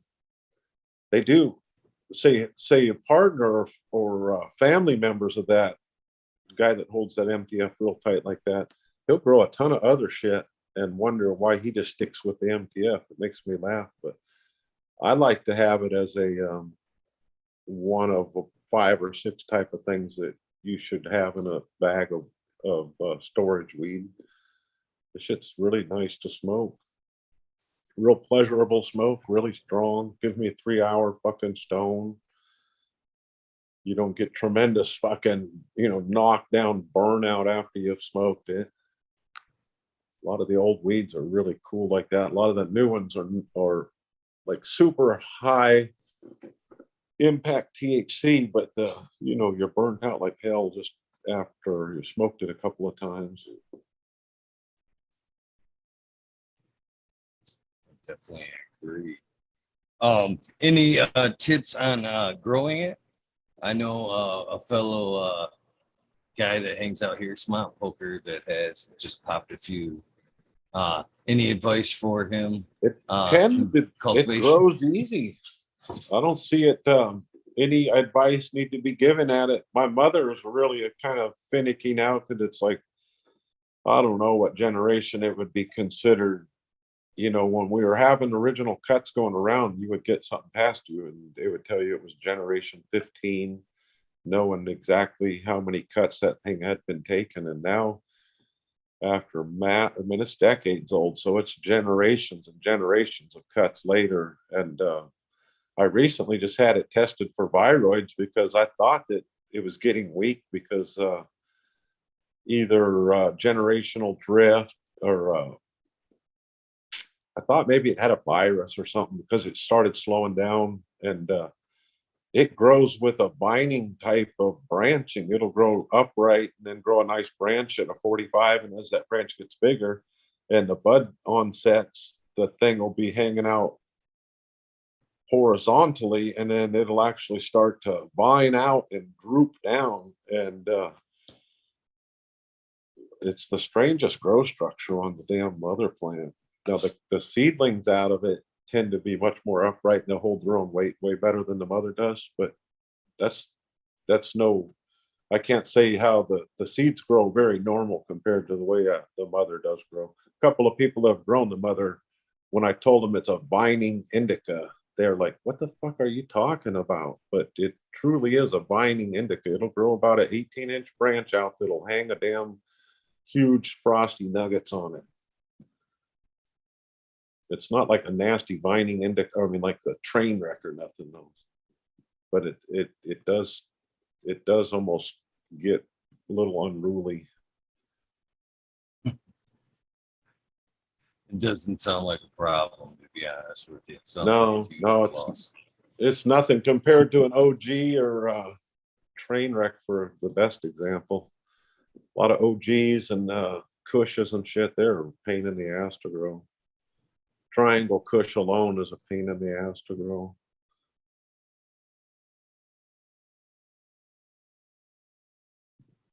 So what about the NL5 times the NL5? When I hear them numbers, I think pine. The 5, I think when I hear 5, I think the more pine version of the NL. Well, a lot of so is I'm sorry, go ahead. Oh no, keep going. What were you going to say? I was just gonna say, is it true that when it comes to the NLs, basically they lean the 5's like a mid ground. The first, the ones are more sativa. I think is, if I remember right, the higher the number, the more indica leading. Is that true? As far as the NLs. Well, I kind of talked to Greg, Seattle Greg, a little bit about the whole setup with the way they numbered them. It was due to height. 1 to 11 was due to the type of plant and the height that they crossed it to. So, you know, in the 11 was like, I forgot what the heck he said. He said he knew what it was, but it was like a Colombian or a Thai or one of the way more branchy type of plants. And then Neville said that the number 9 would have been the best one to cross to the skunk 1 because they are identical structure. So that number 9 must have been a tall branchy bitch too. But they number 5 wasn't necessarily real piney. Original number 5 had some really good Hawaiian type of fruitish flavors to it, besides the you know, the obvious Afghani hash flavors that were there. It was like a 50% hybrid of a Hawaiian cross, I thought, on number 5. The first time I got the seeds and grew it was like in the 94 and grew them in like 95 from the British Columbia seed company, or Mark Emery seed company. And his was different than whatever you know Neville sold. I don't even know if Neville ever sold pure NL5. I can't even remember. But my NL5 is the original seed stock from Mark Emery Seed Bank, bred to local cuts that have been up here for a long time. And I've made like a four-way inbred line with NL5 just that way. A couple times on the seed, a couple times onto the local standing cut. One of them was still up here and doing really good. A friend of mine, AK Legend, has it. It's a real nice NL5 cut. It's way like more astringent though than and it has some pine in it too. The original one never had that. Original one was much more fruity, but I didn't mind crossing to it because it looks and smokes like a beast, you know, and it looks exactly like Neville's original NL5 that he advertised in the 1989 and 90. It was on the cover of the seed catalogs. And the Greedy is my buddy's name, but his cut looks exactly like the 30-year-old cut that Neville advertised. Although there's a lot of people say back and forth, the makeup is this or that. I can't say either way. I never questioned Neville about anything at all about NL5s. And when I talked to Greg about it, he told me a lot of what his story was, and you know, all looked like good information. I know they had a whole crew of guys in the Northwest breeding it, and it made its way up here from the Seattle area, probably early 80s, because there was multiple sources of NL, you know, up here. But they didn't have numbers on it. I'll tell you that. There was never a number till, like, say, late 80s, when Neville started putting it out, NL2, NL5, NL1, and other than that, it was just Northern Lights. Originally, I guess Greg was calling it Neutron Lights, or Northern Lights spelt complete different spelling too. So, you know, it's had a lot of incarnations as it's come along down the line. Greg, Seattle Greg, he did send me a bunch of shit. I think I got that pure indica, that the NL5, the pure indica, the Puna Railroad, some original Hawaiian diesel, which he said I think was Generation 9 or BX9. I don't think he wrote BX9, but I think Generation 9 is what he put on there, meaning maybe filial Generation 9. But he gave me a bunch of stuff, and I kind of became friends with his son over in Norway.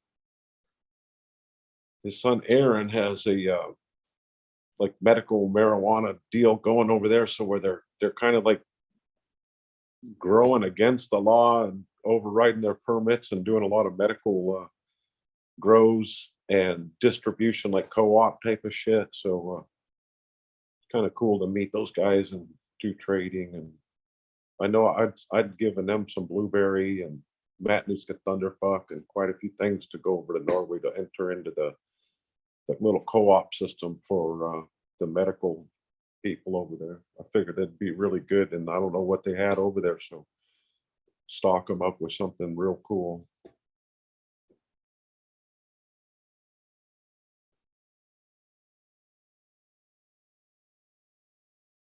That's really awesome. Real awesome. I believe it is Autoflower AK is wanting me to ask you about your big fuck times NL1. What the parents look like. What can you tell him about that cross?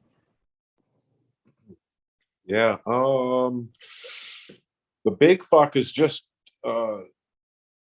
generation. No, it's F2 TKN05 Haze, and it was grown out by a friend of mine and found by a friend of mine.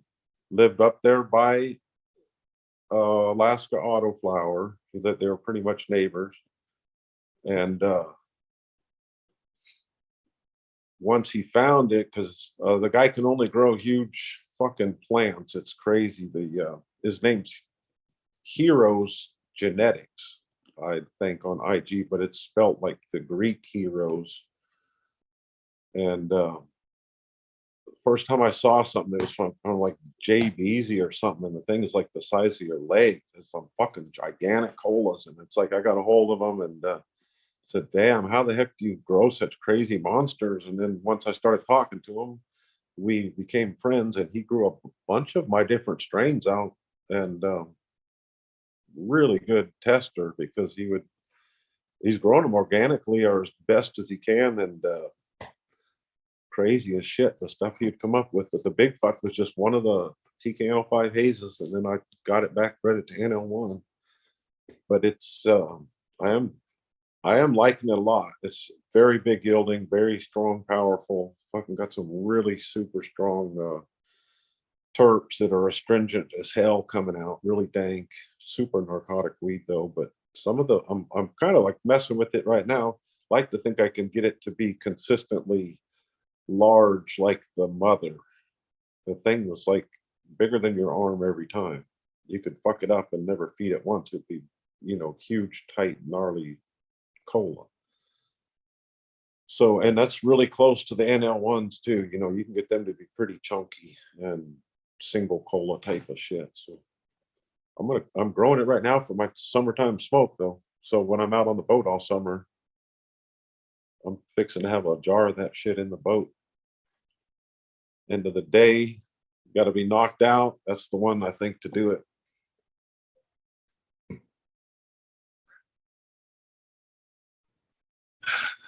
If that's not a recommendation, I don't know what is. Well, it's really narcotic weed. You tend to go to sleep right about after you've done smoked it. So really good about midnight.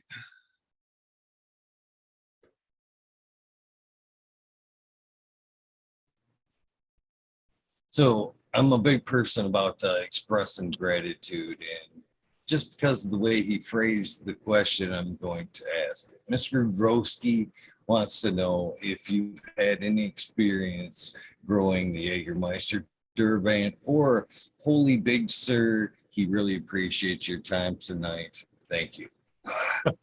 Super respectful. Yeah, I've never grown much of the Holy Big Sur crosses of it. What was the first one? Oh, the Jaeger. I had never grown it. I know people say they're sick of the Jaeger terps, and I know exactly what it looks like. A friend of mine grown a ton of it down in Oregon, so kind of familiar with it. The Durban I'm real familiar with just because I had SSSC's Durban for a very long time. I don't know what I've done it to maybe F5 or something, but I've read enough of that. It has a real unique terpene to it. It's real heavy terpenoline, but it has anise and kind of electric hot wire smell to it. It's a really and has the typical narrow leaf drug type of smell to it also, but it's a complex terpy one. I've squished it. If I just have some nice Durban flour and I squish it just like on a rosin press, that the dabs of that shit are so expansive and heady. If you take 3 dabs of it, you fucking get dab sweats and fucking dizzy as shit to where you'll sit down or grab the wall. And I've made people that are like heavy dabbers choke out just because I'll set them up. You know, if you're used to, and that's what you like is BHO or whatever your extract is. Some of that natural rosin from that Durban, it's so concentrated, you'll blow your lungs out. Dude will be sitting there drooling, spitting, tearing up from coughing. It's funny as shit to set people up like that, you know, go into public and pass that shit around. It's deadly. Sounds delicious, to be honest with you. I'd be first up on that. I'd take you up on some of that.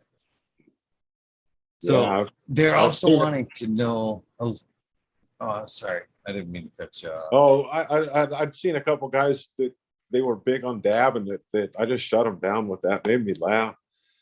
You know, you get that kind of disconnect. Your head feels like it's on a fucking kite string at one point, and you don't have much feeling down below your knees. So it has that real almost psychoactive sativa effects to it when it's concentrated. And people that do smoke a lot of whatever average BHO or whatever, they're on a vape pen or whatever all the time. That's missing so much of the cannabinoids. And when they get hit with something that has a wide old school profile like that, shit, it's a different animal.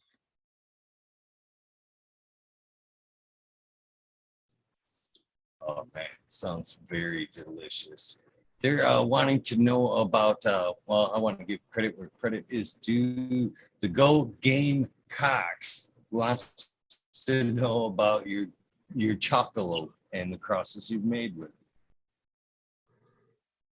Chocolate I got in the early or mid 04 or 05, something like that, when I got brave enough to get on the internet and order seeds. And I was so scared to do it because I thought it was like I thought for sure they were just tracing and tracking everything, and if you use a credit card, you're going to be in trouble. So I just went on to Castle Seeds, like which is an English seed bank. Henry Castle, I think, was the seed bank owner, probably a fake name, but they had DNA's D-line for sale. And I bummed my boss's credit card at the body shop, telling him I was buying something that I didn't tell him I was buying seeds. And he goes, he was asking if I was going to get him in trouble over any of that. And it's like, no, this is like all legitimate. He asked me why I don't want to use my credit cards. And it's like, no, I just need to use somebody else's besides mine. But I ordered multiple, I ordered 4 or 5 things, a bunch of Mr. Nice and Chocolate or that D-line. And I forgot what the other ones were. But Chocolate was like one of my favorite things for a couple of years. You could smoke it all day long. It has a great energizing, uplifting, well-being type of feeling the whole time you're smoking it. You can get a lot of work done. You don't get a lot of burnout. It's like one of the best daytime smokes.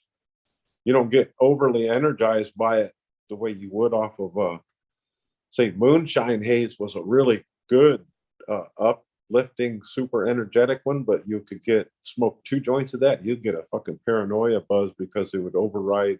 Or say you drink a bunch of coffee and then you smoke 2 joints of that moonshine haze, it'd be a little bit nervous and not paranoid, but it's a little racy. And then the Chocolate didn't have that, never had that that anxiety kind of thing. It had a well-being feeling, even though you're just like still energized highly by it. So I've bred a couple generations down from whatever I bought, 3 or 4 generations down from the original seeds I bought. They didn't have it written what they were. They didn't advertise it as F1, F2, F3, or any of that. It's just D line. So nobody knows what D line is. So we call it Chocolate, but originally it was called D line.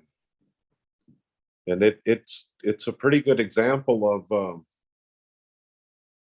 of old school strains. I know there was a lot of controversy behind that. DNA supposedly snagged somebody's genetics and mislabeled it or did this and that or the other. I don't even know the story, but they made a real nice cross.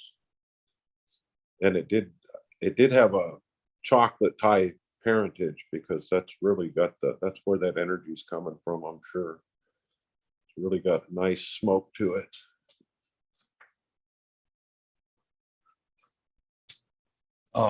Their Autoflower AK would like to know, Dave has some stinky genetics, but will you ask him his top 3 turkeyists? Shit, I don't know. Skunk cabbage is like really good and loud. NL1 can be muted or very loud. Some of that.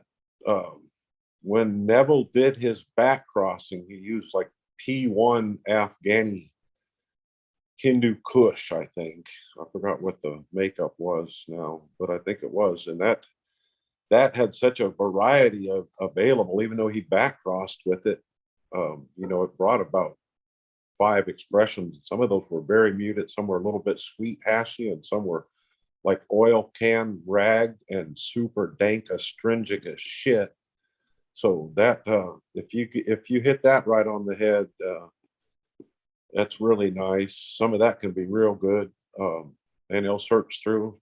Got some really good keepers for a good stinky nose. And shit, I like blueberries a lot. A good blueberry. They're not, astringent and at all, but they can be pretty loud. My Americana was extremely loud, which was NL5 Hayes Big Skunk NL1, like a 4-way cross, pretty much. That can be very loud. About the 12th week, that thing turns on to be full dumpster grapefruit, just super funk comes in from that big skunks, or from the big bud, I should say. The big bud was a very stinky plant. That was a real good cross that Neville made right there. The skunk one to big bud, because that shit reeked. You could either get the big bud that reeked or the skunk bud that reeked, but that was really strong. So Americana, it comes out, you can grow a pack of Americana and find one that just really reeks.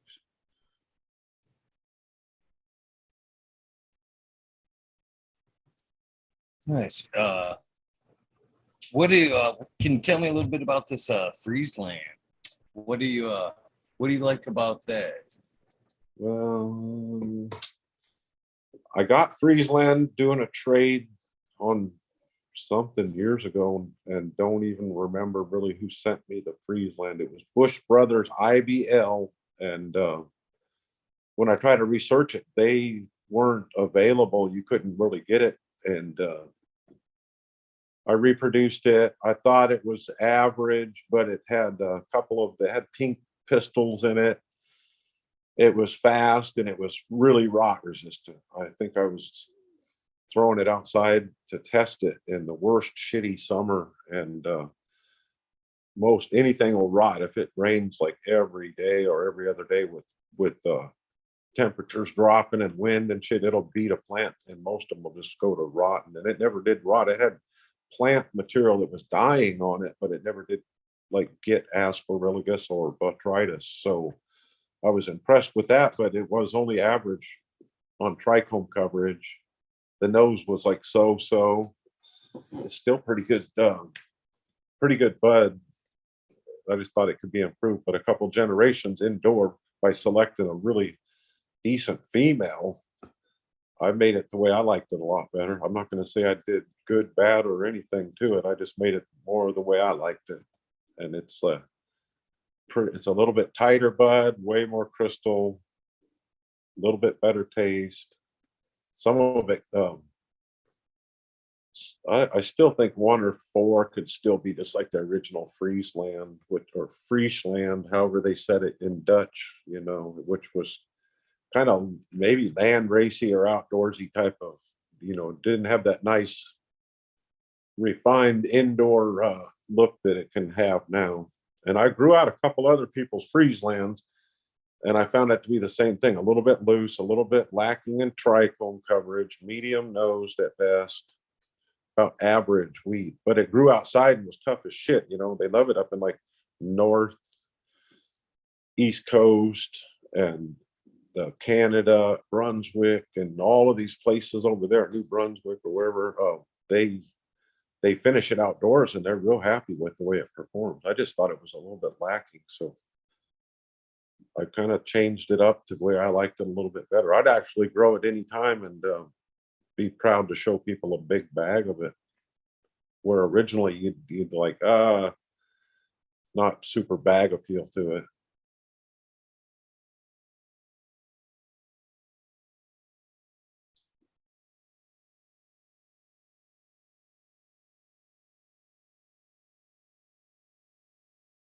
You're hearing, I can't hear you.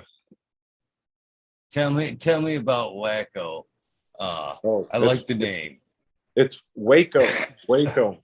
Waco. Is, I'm sorry. Waco is with 2 C's. Remember Casa de Waco on the you know, Cheech and Chong? Remember fucking what's his name? What the heck's in the Pee Wee Herman? Yeah, the Casa de Waco. Yes. De Waco. No, Waco was it's a strain that was just NL5 haze that was named by my partner's cousin. Got it, and the guy that brought it up here and found the cut and passed it out named it Waco.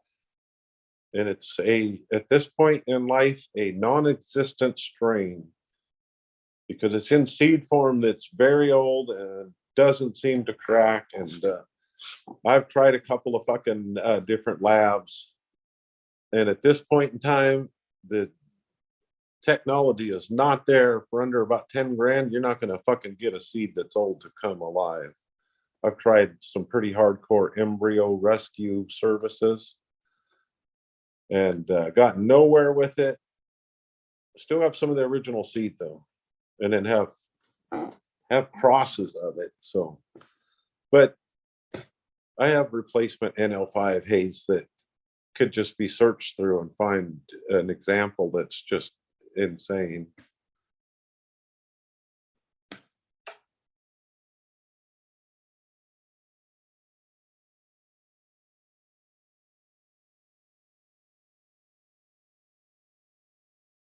You're hearing, I can't hear you again. Yeah, this computer I'm working with is got Windows 11, and right where my mute button is, it keeps popping up the weather every time I like hover over it in that area. So every time I go to like unmute, I've got to like turn off this weather thing that keeps popping up. So I'm sorry about. Oh, I hate technology, you know. That's crazy. No, it's all good.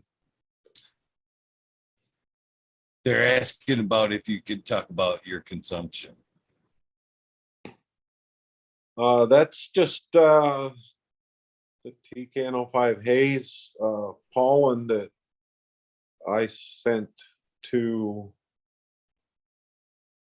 Chris at Relic Seeds, and he bred his cough, which was a I don't know how long he had it, 20 plus years,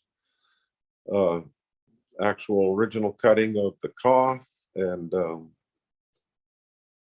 production from that was the consumption. I just kind of I don't know what the heck we were going to name it. We were just kind of reading it up together. And I came up with the name because the cough is a really diovascular type of, smoke. You can take a huge hit of that and it's going to blow your lungs out just because it's just like that. Shrinks your blood vessels instantly and you seize your lungs. You start coughing.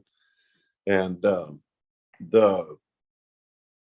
NL5 haze or the TK NL5 haze, you could find this like no ceiling pheno that was just like that. You'd cough so fucking much if you smoked a big hit of it. So I just thought the consumption would be a pretty funny name just because you cough so fucking much, but it's not really that funny because, in the 1800s, tuberculosis killed fucking massive amount of people in the world and still does today. So the consumption is no joke. It was like a main killer of a lot of people for a long time. A lot of Alaskans up here died from that shit. So it's not the funniest name, but it's kind of a play on words, and it's a really good, strong strain. I found a couple of them that were the no ceiling phenotypes in there. So you could smoke that shit after you smoke 10 joints of something else. It'll override that, whatever you'd been smoking. There's pretty strong phenotypes could be found in there.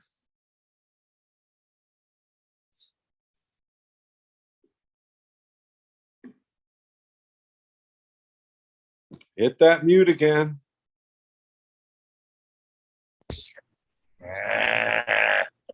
Thank you. That shit's funny. It's getting comical at this point. Yeah. That's all good. So what do you think actually makes the no ceiling strains? You know what I mean? It isn't, I don't think it's necessarily super high THC. What pulls back the ceiling?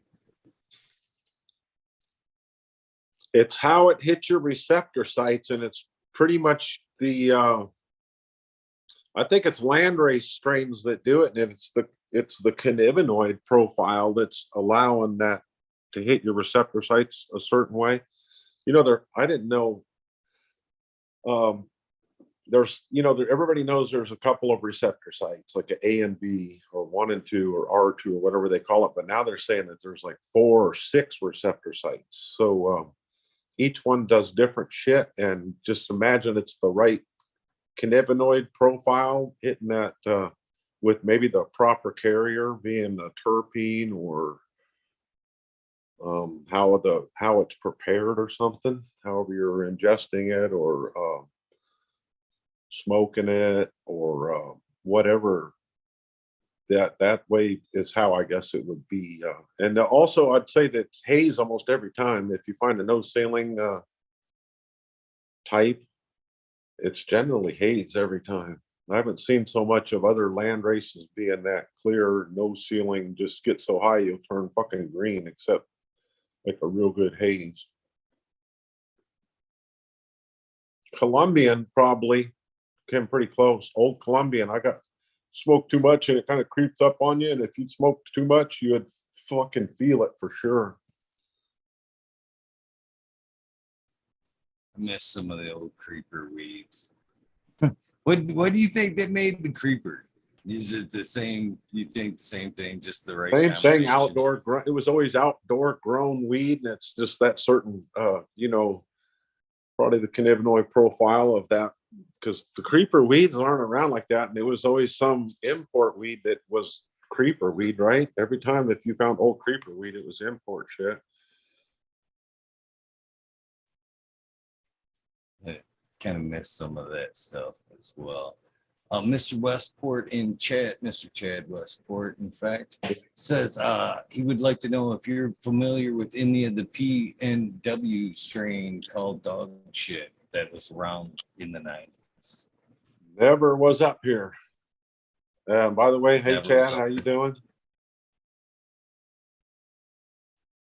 I think you killed your mute again. Oh no, did I? Oh, now I hear you now. Okay. Yeah, no, I never saw the I never saw that up here. And still today, I don't think I've ever seen it up here the whole time. I've had people ask me about it quite a few times though.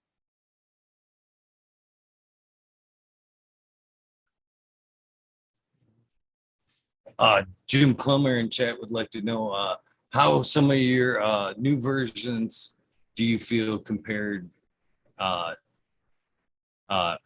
in comparison? How do you feel yours, the new versus the old, and the effects and stuff like that? Do they better, comparable? Well, how do you feel that they weigh? I, and like almost everybody that's smoked for, 30, 40 years, feel that a lot of the old weed is definitely better, and we remember it being way better and way stronger, and kind of think of it as being gone. But the whole point of doing this breeding, at least half of it is preservation and trying to reproduce something that would be extinct at this point if you didn't do the work. So a lot of the good weed could still be around and here to come. I had about a 20-year time where I felt that weed had lost almost everything. I'd say up until like right after the turn of the century, the I kind of lost hope on a lot of strains. I just worked internally with our old stock that we had just frozen late 80s and very early 90s. I worked internally with all my own stock, never even thinking about it, because it started with me buying some NL 5x2 that somebody up here was growing.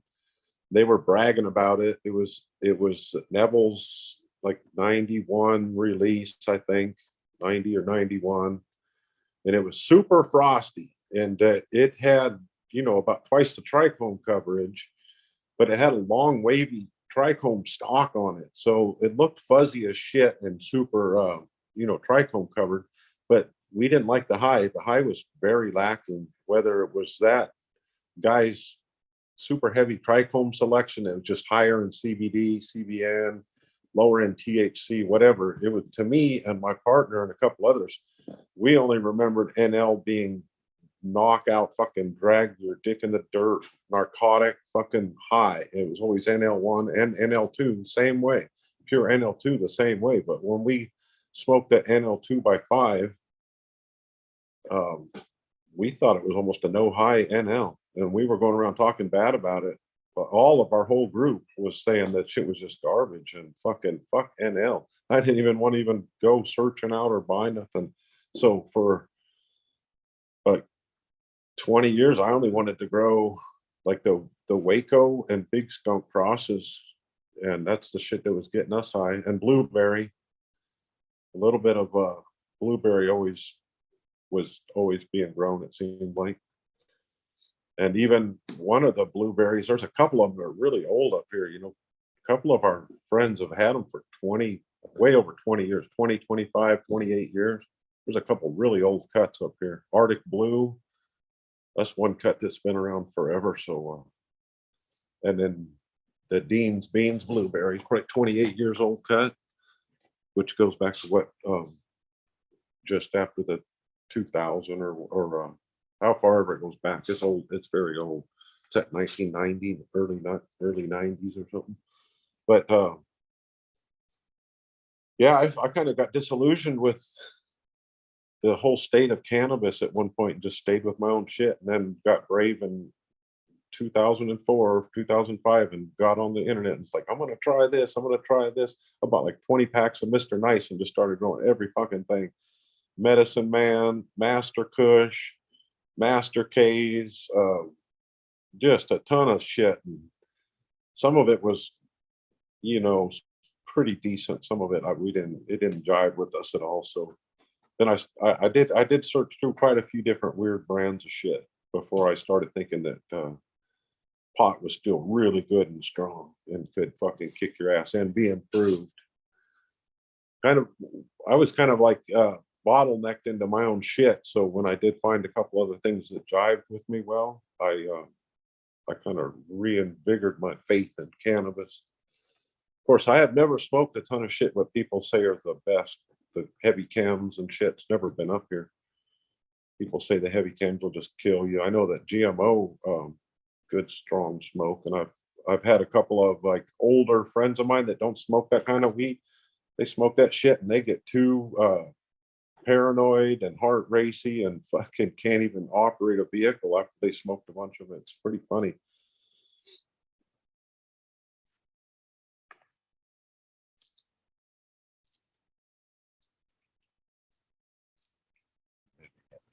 So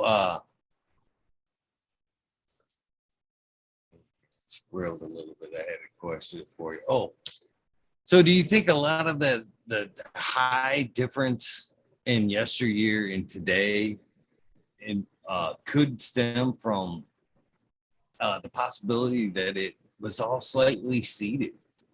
I think that the cannabis, you know, goes through or puts out some different chemicals in it. And again, I have no white papers on this to say, Yeah. but it seems to, the seeded pot that I've smoked seems to be a little bit more narcotic and seem to be greasier. You know, the bud structure seems to be a little bit greasier and it seems to hang a little bit longer. Do you think that could have been some that made yesteryear's cannabis a little bit stronger, or just is that what we're the difference? You know, it could have been part of it right there. I know we did smoke a lot of real strong weed that was seeded for sure, right? Like we'd very rarely ever find seedless green import bud. So but a lot of it might be that just over massive amount of time, the profiles, the cannabinoid profiles are kind of like narrowed down so much. So it's a monotone type of high. I mean, if you have a, there, what is there, 300 to 400, you know, chemical compounds in the cannabis. And I know when it was imported from all around the world, instead of just bottlenecked into one genetic, wider, you know, you could be probably smoking a 13% THC by gas chromatographs and have a wide cannabinoid profile on it. And the shit will really hit you hard, harder than a 28% THC with just a spike of THC in it, which is just like I call a monotone high. So the weed has kind of changed, and it was that sun grown. A lot of it was sun grown, so you're going to get full expressions of the plant, you know, which aren't really available now. Some parts of the America, like California and shit, you might be able to grow long-term, real good flower like that. They could express differently.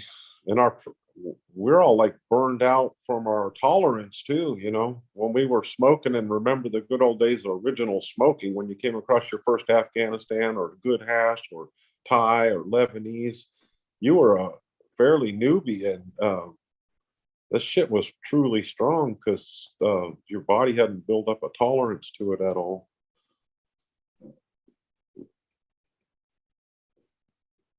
So you've talked several times, or you spoke several times about being a team or partners. How does that work out when it comes to the breeding side of things? We have been partners for like since the 80s because we worked together in the auto body industry since like 86. And then a little bit of change in 87, but we started growing together.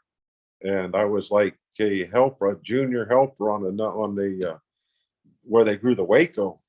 And they grew, you know, I didn't know shit. They were growing super fancy hydro, massive amount of crazy amount of lights and shit. But when I got in with them, we were hunting together, fishing together, growing together, working together. So it just tends to work out. Still to this day, we work together. I went back to work at the fucking body shop. That thing was destroyed from an earthquake in November in 2017, from a 7.1 earthquake. So half of the body shop was still usable, and took about 3 years to get the other half back up to usable condition. Also $500,000. So they got it rebuilt, and I'm back over there to where 3-4 hours a day, as much as I can stand it. I'll go eat lunch over there and work for a few hours every day still. So it's easy to be partners with somebody if you just naturally, go hunting and working. And it's been 30 years, over 30 years. And he doesn't complain a whole lot. He's easygoing. So if I have some kind of a project, he'll just do it.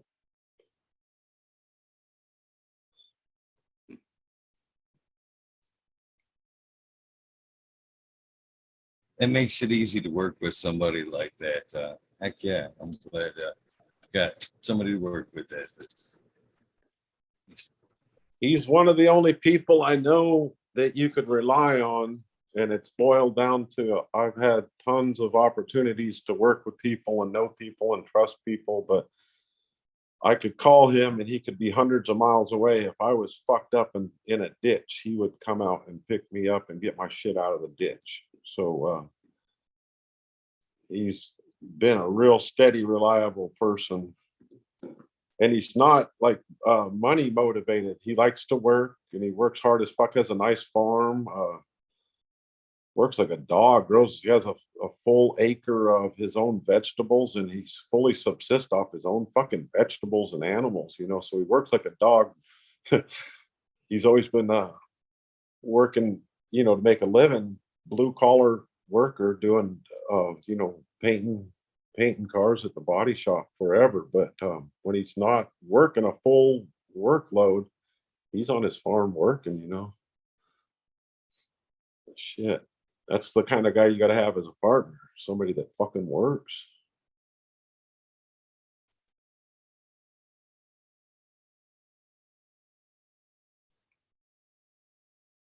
I didn't hear you. Hit that mute. Chat's wanting to know. There you go. Chat's wanting to know what's the best way to get your genetics in Canada there. We've spoke a little bit about shipping concerns, and I you know what? I think you're right about that concern back in the day, my friend, because I've ordered seeds. It was shit, I want to say like 2008, 2007, in that area from Attitude and Nirvana and shit like that. And to this day, with my mail goes through the Chicago hub there, I get a nice little red check on all my shit. So I do think I'm on some fucking list from back in the day. I think you're right. Your worries were right on there.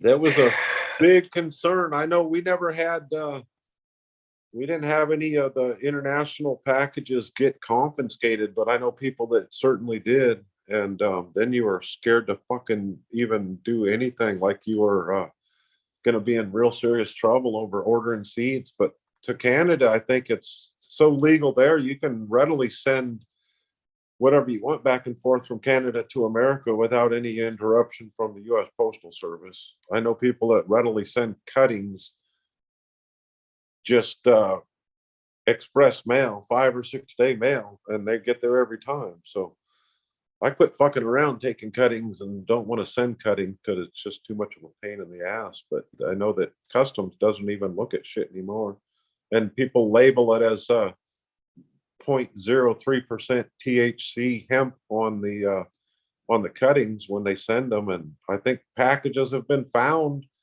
and sent straight through. I don't believe they even give a shit anymore.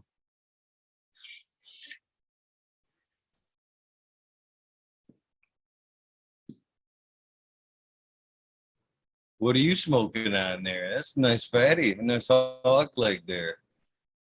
Well, it's actually medium size, but yeah. What am I smoking? Oh, some, it's the RKS Deep Chunk Super Skunk, and it's just something that I just finished. It's pretty good weed. I like it a lot. If I had a, I don't think that I could show a little bud on the screen and have it show up worth the shit, but it's really nice looking, good smoke. Makes me want to cough. Kind of piney, earthy, tiny bit balsamic flavor to it. It's almost like deep chunk with a little bit more pine.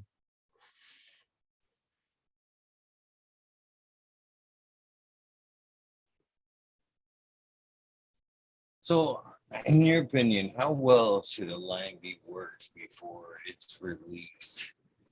Kind of talked a little bit earlier about like pollen chuckers and shit like that.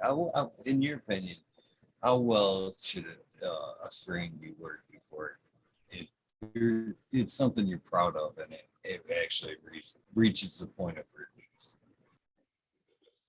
Well, there's a couple of good opinions on that. I would say some shit can be targeted just from the known parentage, and you could do an F1 and do one single test of it and could be released and be plenty satisfactory on every, you know, every way you look at it.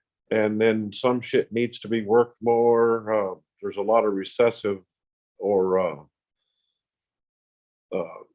hidden shit that would come out and you don't even know it. So if you don't run it a couple of times or really get a good idea, could run into a problem, and then it's just not worth a shit. All your work would be zero.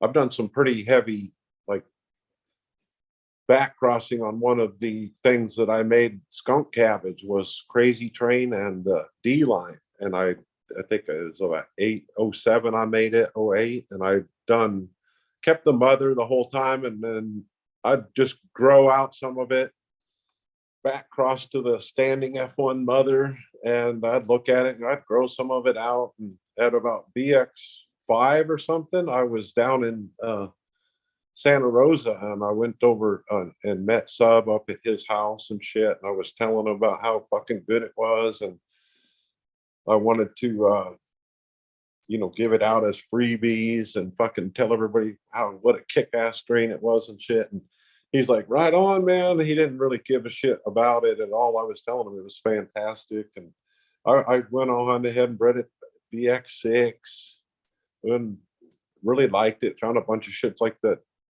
Well, like blood wreck will come out. You can usually target some of those in it. Almost go back to a real pure time wreck type of thing come out of it. But I've made it all the way up to BX8. So you can work something and have it be worthy much earlier. You could dig into it, you know, super deep, or get in you know, F1 sometimes really good, F2 good for other reasons. If you want to let people you know, enjoy both of the parents or both of the lines, you get a good expression coming out in F2. A lot of people don't like to release F2 because of that reason. They don't want people to have the kind of expressions that the parents were in their hands, so they only do it in F1 or F3, F4, and they got it locked down to a certain trait that's not as expressive of both parents. But F3 is good in my opinion.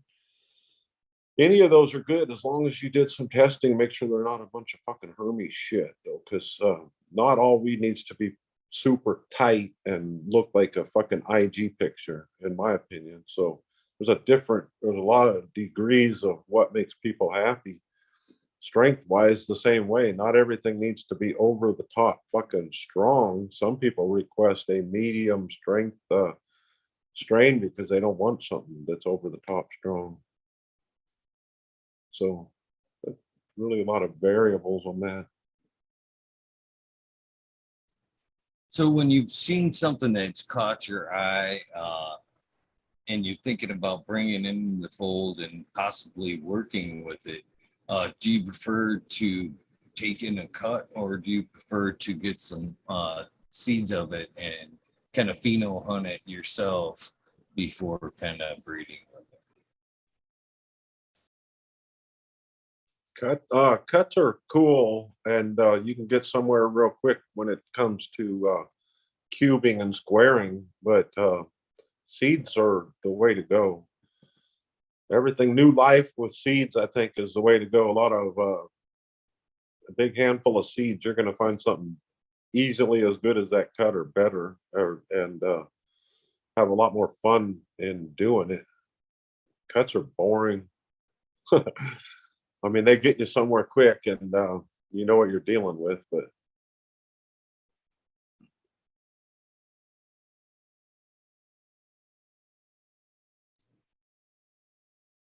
I kind of feel the same way. For some reason, I've taken in very few clones, but I feel I just don't have the love for them as something that I popped and I kind of selected.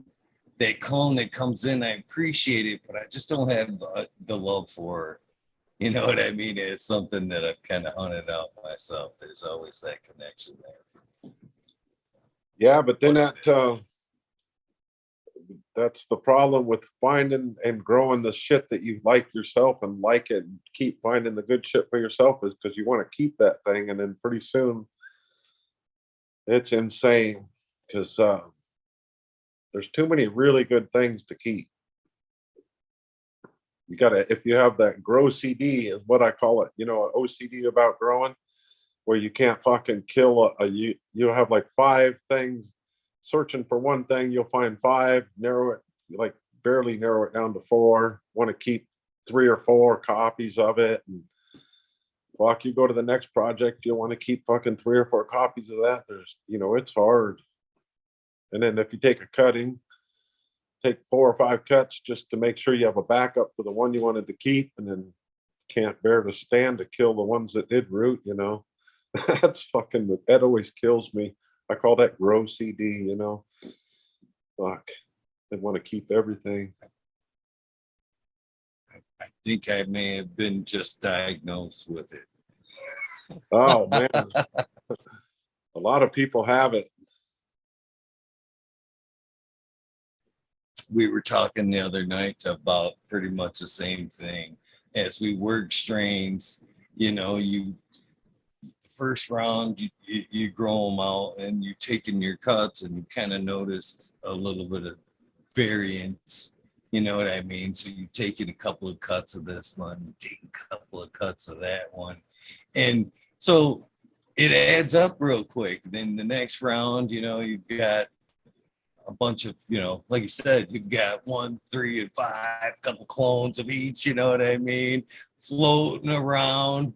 And Thunder Dan, who I just looked up and seen in chat, he was like, no, them's gotta go. And I'm like, no, them things be grown out one last time. They get one hoorah, one last hoorah, you know what I mean? The ones that aren't making it, I'm not necessarily, if they rooted, I'm right there with you. They're making it. They're making it all the way through. They're fighters. Yeah, that's what I'm talking about. Yeah, I cut the line finally to where 1 copy is good and 2 maybe, but if you, I'd like to take 5, and then you know, it's like, well, we might as well just flower these out and keep this one as a mother. But yeah, I got to where I can kill cuts now, and kill, you know, if you're going to keep a library, you got to do something like cut them back and not flower them, and, you know, keep standing mothers for a long time. And I'd have a hard time cutting back a big old beautiful mother. I'd feel bad. I'd want to take like 100 cuts off the sucker if I was going to cut it back, you know. I honestly had that fucking grow CD. Pretty funny. So you just brought up another good question I'd like to ask, and that is what do you think the proper way is to kind of library cuts for a while? You know, I've been growing for some time, and I've never, ever, ever necessarily kept back a mom per se. You know what I mean? I've always taken cuts of cuts of cuts. You know what I mean? Do you think they just, which is better? Do you think it is better to just keep a big standing mom and taking cuts from her, or are you gonna lose something, you know, taking clone from clone from clone, like that? It's kind of good to have a standing mom that you can kind of keep around slow, and it doesn't hurt to take cuts either. You can take cuts and just keep a fresh generative cut going. Huh?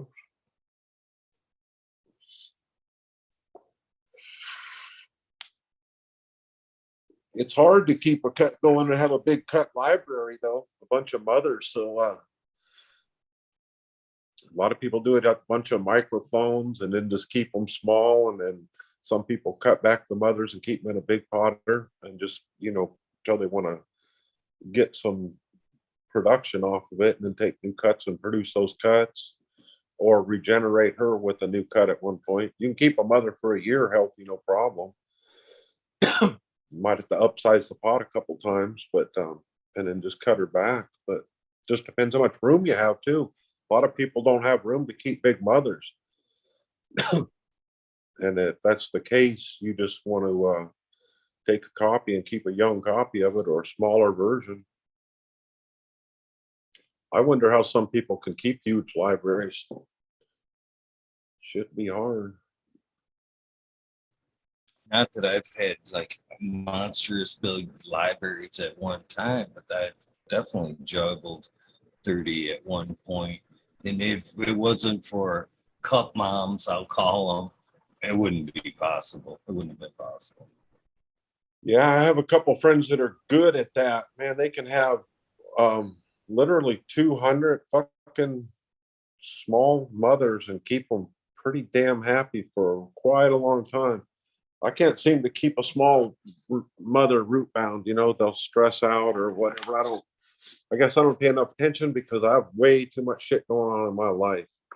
I don't have no way time to sit there and nurse plants and be on them.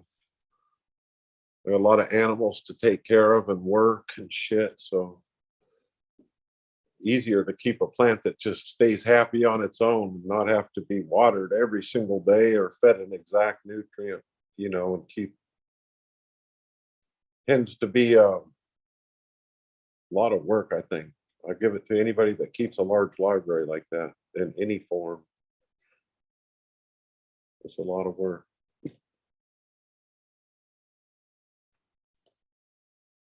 How many animals do you have currently? I don't know, not a couple of pigs, but I don't have to deal with the pigs too much because my partner he'll raise them at his place for me. My wife don't want to have pigs up here no more. So I just have a lot of chickens. I think I got about 100 chickens, which is like 95 over the fucking legal limit for the city. But they're pretty well kept, and the neighbors don't give a shit. The neighbors like free eggs. So I just have dogs and a good amount of rabbits. Got about 10 rabbits. I keep breeding some rabbits over every summer just for meat rabbits, Jeez. you know. So I was just getting ready to say some huge rabbits, man. That one you're holding there's a small child. Yeah, that's about a 20-pound rabbit. They're docile as hell, though. Them Flemish giant, they're good rabbits for fuck, they make good pets, but they're good. That's nice meat rabbits there. I produce enough to where it doesn't cost me a whole lot. I free range them almost basically over the summer, and doesn't cost me a whole lot to produce a, you know, pretty good amount of freezer rabbits. We're doing a bunch of meat chickens too, though. American breast. It's like a dual purpose chicken, can lay eggs, and it's like very high quality chicken meat. If you get a Google breast chicken, it's BRESSE, and that shit comes up as the world's best tasting chicken. And it's about $100 a pound in a French butcher shop for one of these chickens. And it's $100, like €100 for one dinner of a roasted breast chicken. But we're growing about 30 of those this summer for our meat chickens. That's pretty awesome. I've never even heard of such a beast, to be honest with you. Oh yeah, they're tasty, I guess. I haven't grown them before, but they're actually called American breast because they're a French chicken raised by a French standard, the same way a champagne that can only be called champagne from the Champagne region, grown by whatever grapes, and it's certified that way. The breast chicken in France is a big whoop-de-doo, but here it's called an American breast when it's here in America. So it's like America stole that shit, but people say they are good chicken. It has marbling. They're the queen of chickens, basically. They're good shit. They're already Googling it. They're already Googling it right Fuck now. yeah. They're like the Kobe, they're like the Kobe beef of chickens. So but they're easy. They free range good. They lay a lot of eggs. They come online laying eggs at 14 and a half weeks. So they're real nice, fast layer. It's just like growing a sativa.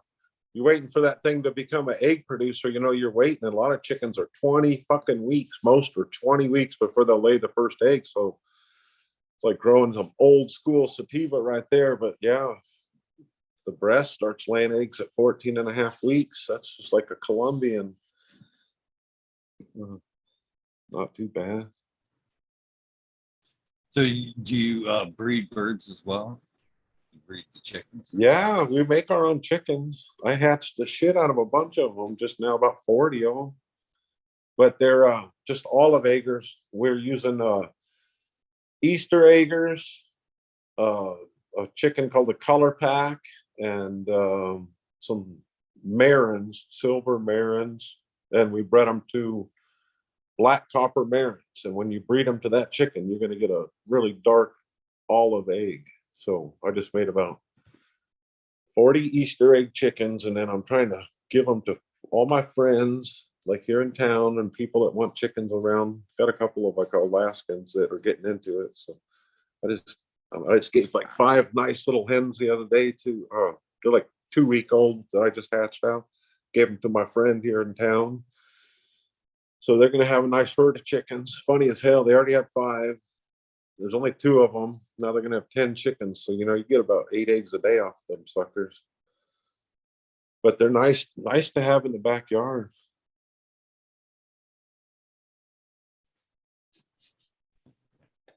Mr. Anthro in chat wants me to ask you about your time with the blueberries, your blueberry experiences. That's just a super mainstay of Alaska. Blueberries been since I remember you could get a strain of weed. Blueberry was the first of a couple you could get, and there was basically a lot of California orange and a lot of blueberry up here, or your Northern Lights, or a few other indicas.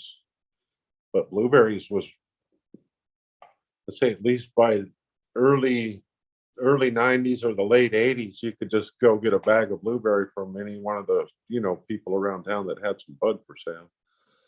And then you could get cuttings or seeds of blueberry pretty easily. Up in Fairbanks, John Colette, one of the guys that was like a pioneer of blueberry up here, he was running a commercial tomato greenhouse, sell them to the public, and fully legit operation. But he had X amount of square feet in the back, a couple thousand square feet, and he was growing indoor light depth blueberry, and it was going on the black market. But he ended up getting busted by the DEA. And that's a really good story. That guy took his whole family and just straight ran to Costa Rica. You can Google that story.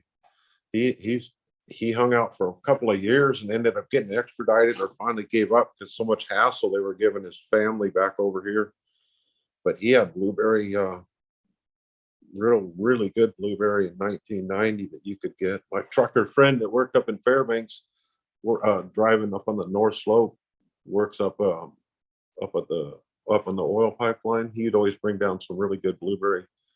He'd come down from the North Slope, driving, trucking back and forth from Fairbanks, hauling pipe and shit. But when he'd fly back to Anchorage, he'd always bring down some of that good blueberry. So it's where I got some of the first blueberry that I ever got. There was another cut called the Salcha blueberry that was around in like early 90s. That was a really nice cut of blueberry that nobody really has anymore. And then there's other blueberries. I said Arctic Blues, real old blueberry.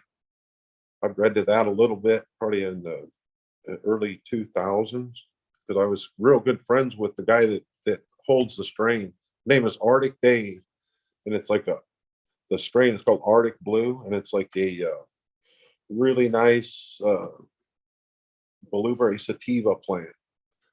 But it always wanted to autoflower heavily, so all the people I know that did grow it, they did good with it, and it's great weed, but the shit autoflowered like hell even in veg, so hard to grow. And I did breed to it a couple of things.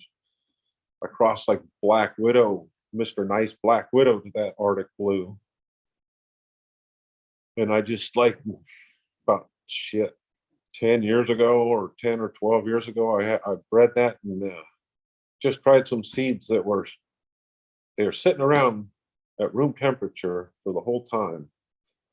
And I thought they were not going to be viable, but they were viable. There's only half a dozen of them, but yeah, I just started growing that old cross that's at least 10 or 12 years old there. But there's a lot of blueberry up here because there's a Kinnick Goose Bay blueberry, which is an indica. It's a good 20-year-old that AK Legend has. I've bred to that. I have a cut of that he gave it to me, and I had the Dean's Beans blueberry, which is a 28-year-old cut of like blueberry sativa. That's a real nice blueberry. So I've bred a bunch of shit back and forth between all those blueberries. That's always been a side project. Blueberries just always been there.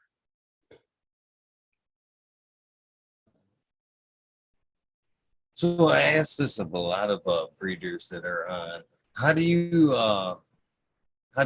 see yourself handling like a large scale market? Do you ever care to even approach like a large scale market, or do you kind of prefer to see yourself staying more of a craft, you know what I mean, type breeder? Yeah, I would say mom and pop always. I wouldn't want to get involved in anything bigger. I've been offered some really stupid things to do, enter European markets and produce a bunch of seeds, and they were talking crazy numbers and lots of production and lots of work, and I thought it was like crazy sounding.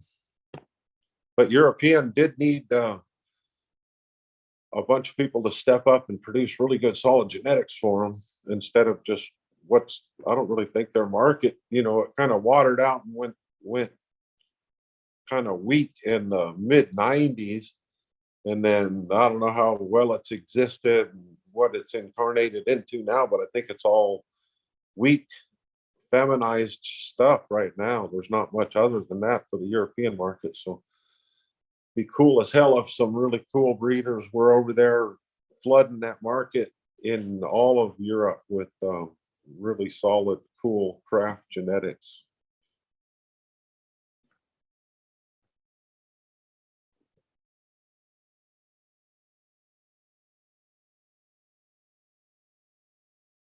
Damn it, I'm gonna just quit miking off. That thing's really killing me. Oh. Mr.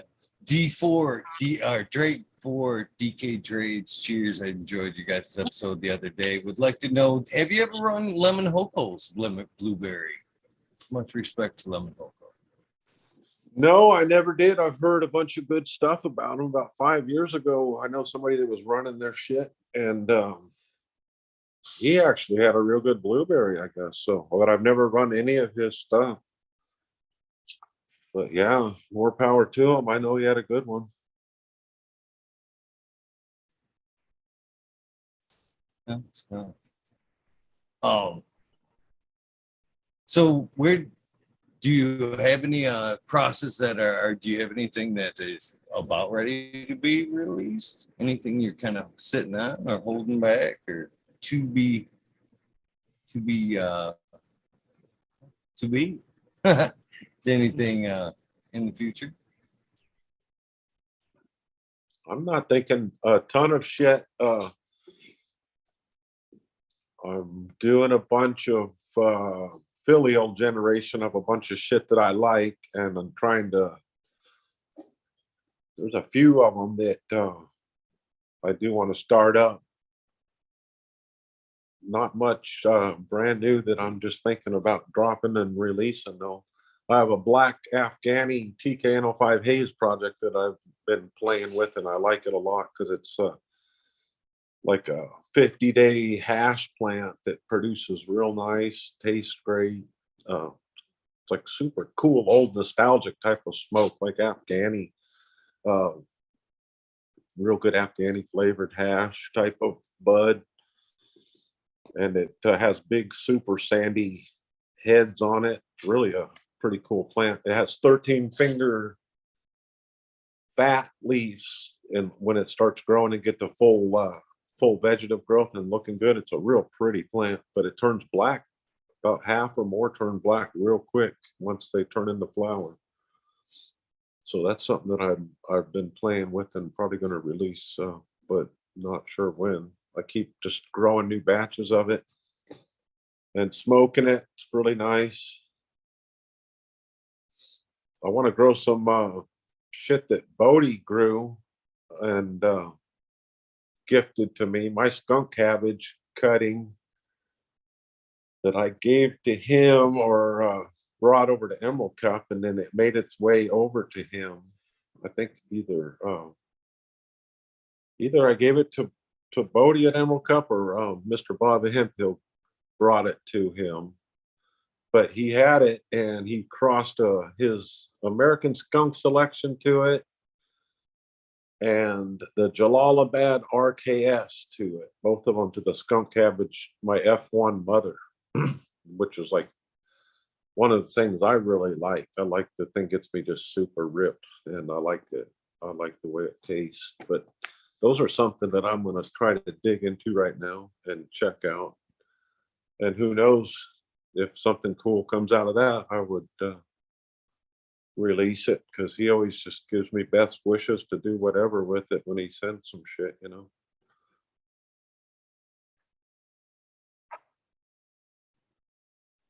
So obviously pretty cool, but some people don't necessarily like when people work with their gear. But how do you feel when another respectable breeder has chosen something of yours to kind of work with, you know, for one of their projects? Is it a very gratifying moment when somebody respects, like, cross something with this stuff? Yeah, I like it when people breed and make shit with my stuff, for sure. I always had the opinion I'm not going to be here forever to keep it or grow it, and I know I'm not going to have enough time to just do the shit I want to do myself. So it's cool other people find some shit that they like and do something with it. And I get a lot of reports back on some pretty great shit that people fucking dig through and find too. So, you know, Sub was real cool about that. He didn't give a shit. He was selling seeds, and once they were sold, fuck, grow them. He told me right to my face that he didn't give a fuck what people did with his seeds. Grow them, breed them. You know, he encouraged it. He ain't gonna be here forever, and he fucking proved that. Miss that cat, man. He was quite the character. I miss him, man, so much in so many ways. The world was robbed. He was a character, man. Character. I was lucky to get it took a long time for him to trust me enough to be able to go up to his place. I'll tell you that. But yeah, he's a character. I got to go visit him one time. I was on my way boar hog hunting down in California. So it was like one of the cooler weekends ever. Right on. What'd you guys smoke? It kind of popped into my head, you know, fucking wanting to look in there. What the fuck what'd you guys smoke on that day, that weekend? He gave me he had about 5 or 6 bags or big ass jars of, because he had like a little rec room with some big fucking jars of weed with a lot of friends would come and go, and then he would smoke people out and shit. But at that time, he gifted us a bunch of Pinot Noir, that really badass cut that him and Leo Stone had bought together. $20,000 fucking cut of Pinot Noir. He had a big jar of it. And I kept bumming him and playing around with him, trying to get a cut of it. He said, "Yeah, if you give me my half, my 10,000, you can get a cut of that." But it's a shame that cut got lost when his place burned down. So, and then Leo lost the cut too. So that fucking shit's non-existent. But we drove from his place at Santa Rosa all the way down to Salinas. It's like a 5-hour drive, and we were smoking the shit out of that Pinot Noir that he gifted us. We were rolling down fucking 101, and that shit is tasty as fuck.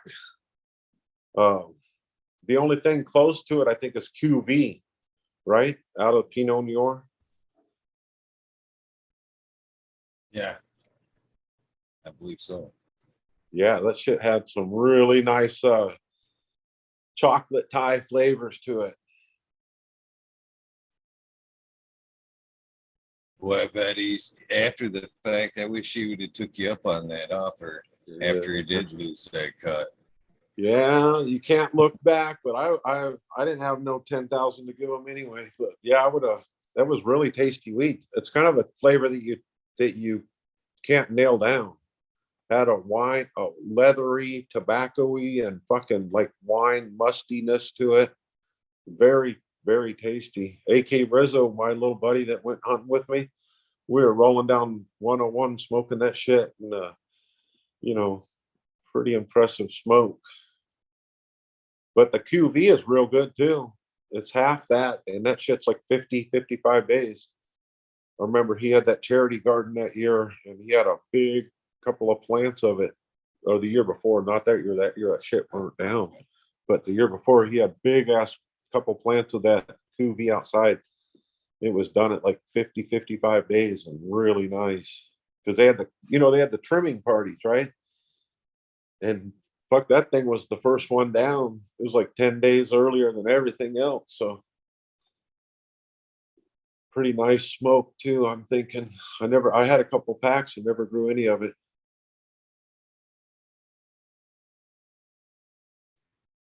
Did you get any of his cuvee? Yeah, that's what I was saying, cuvee, but yeah, cuvee. That's what I meant. Threw me off there. Yeah, the cuvee was real nice. I'm glad I actually mailed back my cuvee seeds to sub for Badger's recreation of the cuvee.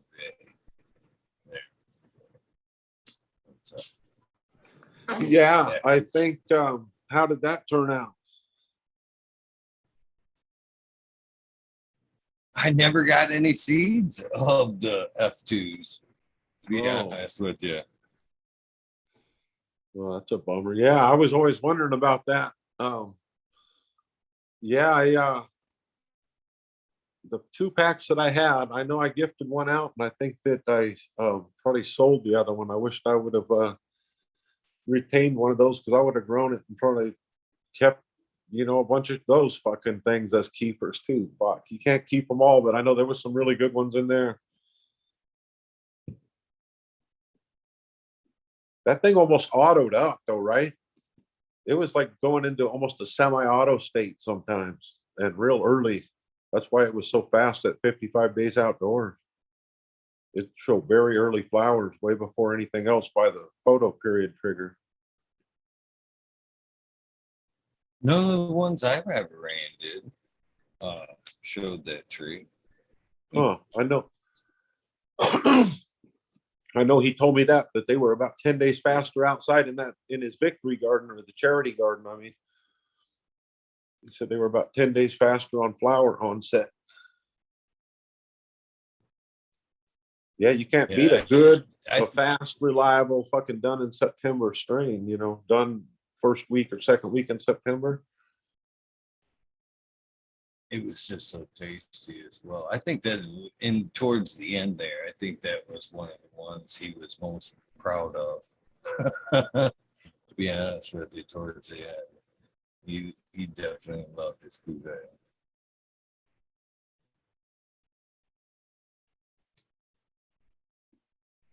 Yeah, I'm trying some chocolate Thai out right now. Hopefully this will be the one. Right now, trying some chocolate Thai from seed from Ozark Nation. And it supposedly got some really nice dark chocolate, dark cocoa, you know, that bitter cocoa flavor, and that leathery tobacco kind of taste. So it'd be nice to get something like that going. Definitely, a lot of people are, including Mr. Chow, the American one, are hunting for that chocolatey turd. In that. So, do you have? Will you be breeding with that if you do find something you like? Yeah, I think I would. If I hope to find something, and I will reproduce it for sure. If I definitely, I'll do a filial forwarding of it if it's damn chocolate Thai. I've looked at about 10 different chocolate Thais, and none of them have been like the old one that I remember from, you know, fucking ancient 1978, first time I had damn Thai bud. But I know that I haven't had them all. I know that a couple of people told me that there's still some super superior chocolate Thai out there. I talked to some Thailand importers and shit, and a couple of guys that are like on IG or actually living over in Thailand or have good connection, and you ask for real authentic old good chocolate Thai, and they can't really come up with that old one like that. There's like 50 different local variations from about every village available. I mean, and I don't know much about the history of any of the ones that I've been offered. Tons of Thai, but nobody's offering me an old authentic school, you know, old school chocolate Thai in the land race form from the import guys. But who knows? It could be in that Ozark Nation had a bunch of the seed stock. And at one point he was just readily selling it. And I know a couple of people that had grown it. So said it was real good chocolate Thai. Do you have a favorite like flavor profile? You could like nail down one. I know it's kind of tough. Do you have any one that suits? Oh, for me, which one I like myself? Yeah, yeah.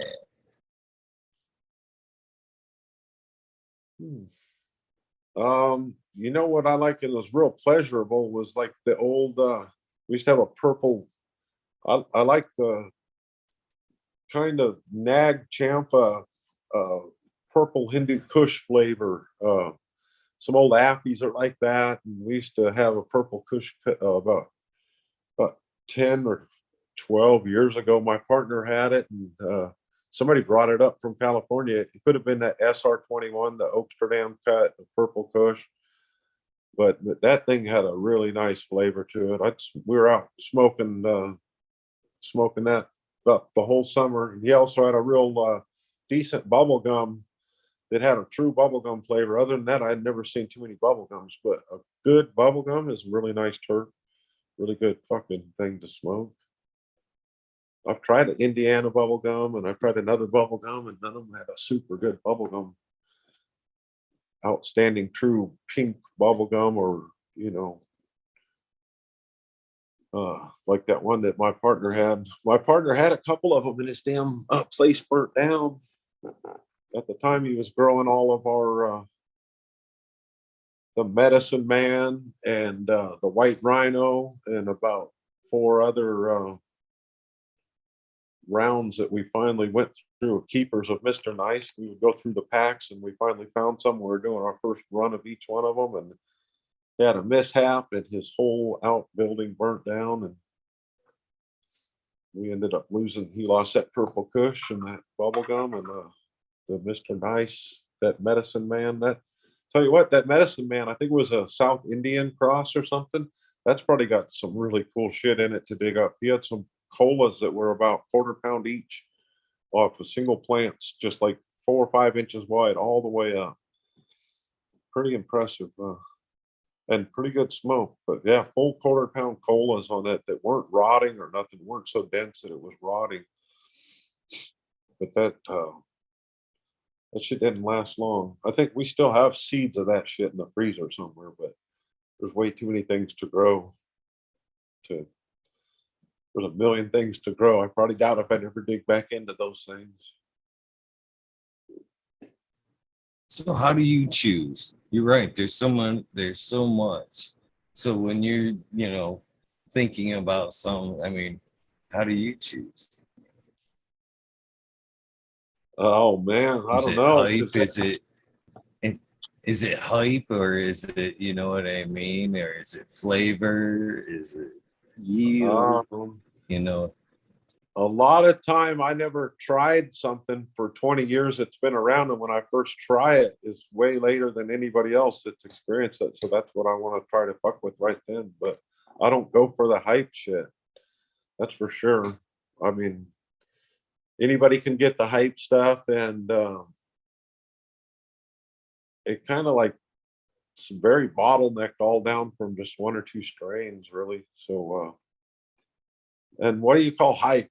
Hype to me would be if somebody brought back something that hasn't been around for 25 years, and if it's in, and I don't even know. Quite a few people always ask me about old SSSC genetics, and I've only had a couple like that I've dealt with and played around with, but people always ask me about the Victor Barn that on the pictures, it just is the most hashy looking plant in the world. And I know Carl had an interview with Riot Seeds on that breeder syndicate. He was talking about how the name came about and a little bit about the strain, but I've never seen anybody ever grow that shit over here. But I always been curious about things like that. That'd be hype to me if somebody brought back some really cool strain like that. I like your version of hype better than I think what hype is basically. You know what I mean? I think hype basically is that shit that is the cookies and shit like that that are probably known for all the wrong reasons. You know what I mean? Just because it's look pretty or whatever. I don't know. Yeah. I don't know either. I have, what's one thing that I don't know everything about the states, but jealousy and runts are real popular, right? Yes. Yeah, okay, well, because I don't really follow any of the information so much, but I had somebody that took one of my TKN05 Hayes F1 cuts, and then they crossed it to their jealousy and runs, and then he's searching through them, and he has a ton of the hype shit. Ain't no joke. He has about everything that's like good in LA at the time, and then old shit that's been good in LA forever or around wherever. He has a huge library of shit. So, but yeah, I he sent me some seeds of that. It should be outstanding weed. You would think that TKN05 Haze and Jealousy and Runs, but it's like the hype on that end and then the older school shit on the front end. But I haven't had time to fucking dive into those things, and haven't the hype train hasn't been able to catch my attention enough to make me even want to do them. I know that if I have more room to do something, it'd be some older shit that I've been waiting for 10 years to do. I greatly appreciate that, man. I greatly appreciate. I always encourage people to, pop things that everybody else doesn't have. To be honest with you, so we're You know, I like being. I've always I've Uh-oh. tested My seats for quite battery, a lot. I'm using this iPhone here, and my battery looks like it went down to shitville, even though it was plugged in. I don't know that it was charging. We'll have to fuck it this a That's bit. Huh. It's down to like a very low charge on this phone. So that would all probably right. be the end of the deal if this thing goes tits up. Well, I don't want it to go tits up before I get a chance to I say got goodbye to and figure to out be. my volume here. Hang on. I made the fucking volume go down, and don't Can you hear me? even know how to operate my phone. Hello. Might help if I talk a little bit while you try to mess with the volume. Oh shit. Can you hear me? Hello. Now I can't hear you worth of shit, so somehow I fucked up my volume. Can you hear me now? Hello. Shit. Can you hear me? Oh, I can barely hear you. I don't know why this thing, as soon as I plugged in the thing to make it charge, the volume went down to a minimal. Might be the phone. There it is. I think I got it. Can you Say hear me? something. Okay. Fuck, I'm a Can you- retard. Fuck yeah, I can hear you now. No. All right. Maybe it's when I set it back in this holder, it turned the volume all the way down to nothing. Yeah. Well, this might be we'll go ahead and I don't want to lose you before we have a chance. You know what I mean? I don't want the battery to go dead before I had a chance to say goodbye. And you've given me a lot of time anyway. I don't know if you realized it, but we're good 3 hours in. Oh my god. Yeah. Yeah. Yeah, it's good. It's good just sitting here and fucking bullshitting with you.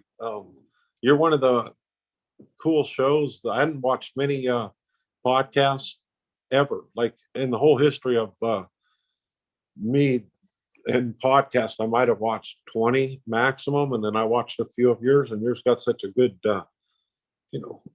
feel good vibe.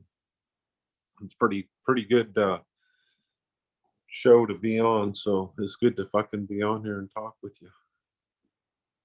I appreciate that, and I feel honored to have you on because I feel like this is kind of a little bit of an exclusive. You know what I mean? So I appreciate you taking the time to come and do this, and I want to leave myself open to a possible second, interview at some point because this has been a lot of fun, and I enjoyed it a lot, as everybody else in chat no doubt has. So there's a few things I'd like to explain to you how things work here on the channel. Basically, the invitation that I sent you this evening is the same invitation that is good for what I call the Weed Nerd World. The Weed Nerd World is basically like a panel show that's only open to past guests. So Monday nights are Weed Nerd Worlds. Anytime of like when the night falls short of the 4:20 mark, I told you at the beginning before we started, with the time slot was from 11:30 to 4:20. So basically, when the spotlight ends, I turn around and pick up with the Weed Nerd World. So anytime that you're watching the channel and you see Weed Nerd World in the title, you're more than welcome to pop on, smoke, talk cannabis or whatever we're talking about. If you want to, it's always nice to get new faces and have other people get a chance like this, an opportunity like I'm having to speak with somebody they very much admire. So anytime you get to a chance, we'd be honored to have you. The other thing I'd like to get before you go is this crazy thing I call the sound bite. And it's basically like an old school radio identification. My version of it would be, hey, this is Eagle and I'm on fucking talking shit with Eagle. episode 600. And by the way, I'm honored to have you as my 600 guest and my guest for my second anniversary. Today, the show turns 2 years old. We are, starting year 3 tomorrow of this project. And it was an honor to have you for my 600 episode and my second year anniversary. So thank you for your time, my friend. Wow, that's an honor right there. It's crazy that you've done 600 shows. Oh, we lost your sound. What? I can't hear you. You can't hear me? Oh, wait. It's me. It's me. Hold on. Hold on. Did you say something? Yeah. Can you hear me? Yeah. Okay, I can hear you now. My headphone Okay. died. See, that should make you feel a whole lot better. How I do this 600 episodes. How bad have I fumbled technically tonight? Wow, but 600 episodes in 2 years, that's crazy. That's a lot. And that's an honor right there, be on your 600th episode. So yeah, my wife, I told her I was going to be on fucking Talking Shit with Eagle, and she's like, what is that? What is that? That's not you don't talk bad about people or something. Like, no, it's chill. It's like, we're talking shit. That's all. We're bullshit. And it's fucking Talking Shit with Eagle, I had to tell her. Pretty funny though. Right on. So if you could you give me the episode or your sound bite for my 600 episode? Basically, like I said, what I'm looking for is, hey, this is Eagle, and I'm on fucking Talking Shit with Eagle, episode 600. You can say whatever you want before or after that, as long as you've got that in your sound bite. This will be a commercial for your episode at some point. So I will record this part. There you go. Right on. Yeah, this is AKbeanbrains. I'm on episode 600, Talking Shit with Eagle. It was a blast being here, get to talk for a little bit. So until next time, I appreciate being on here.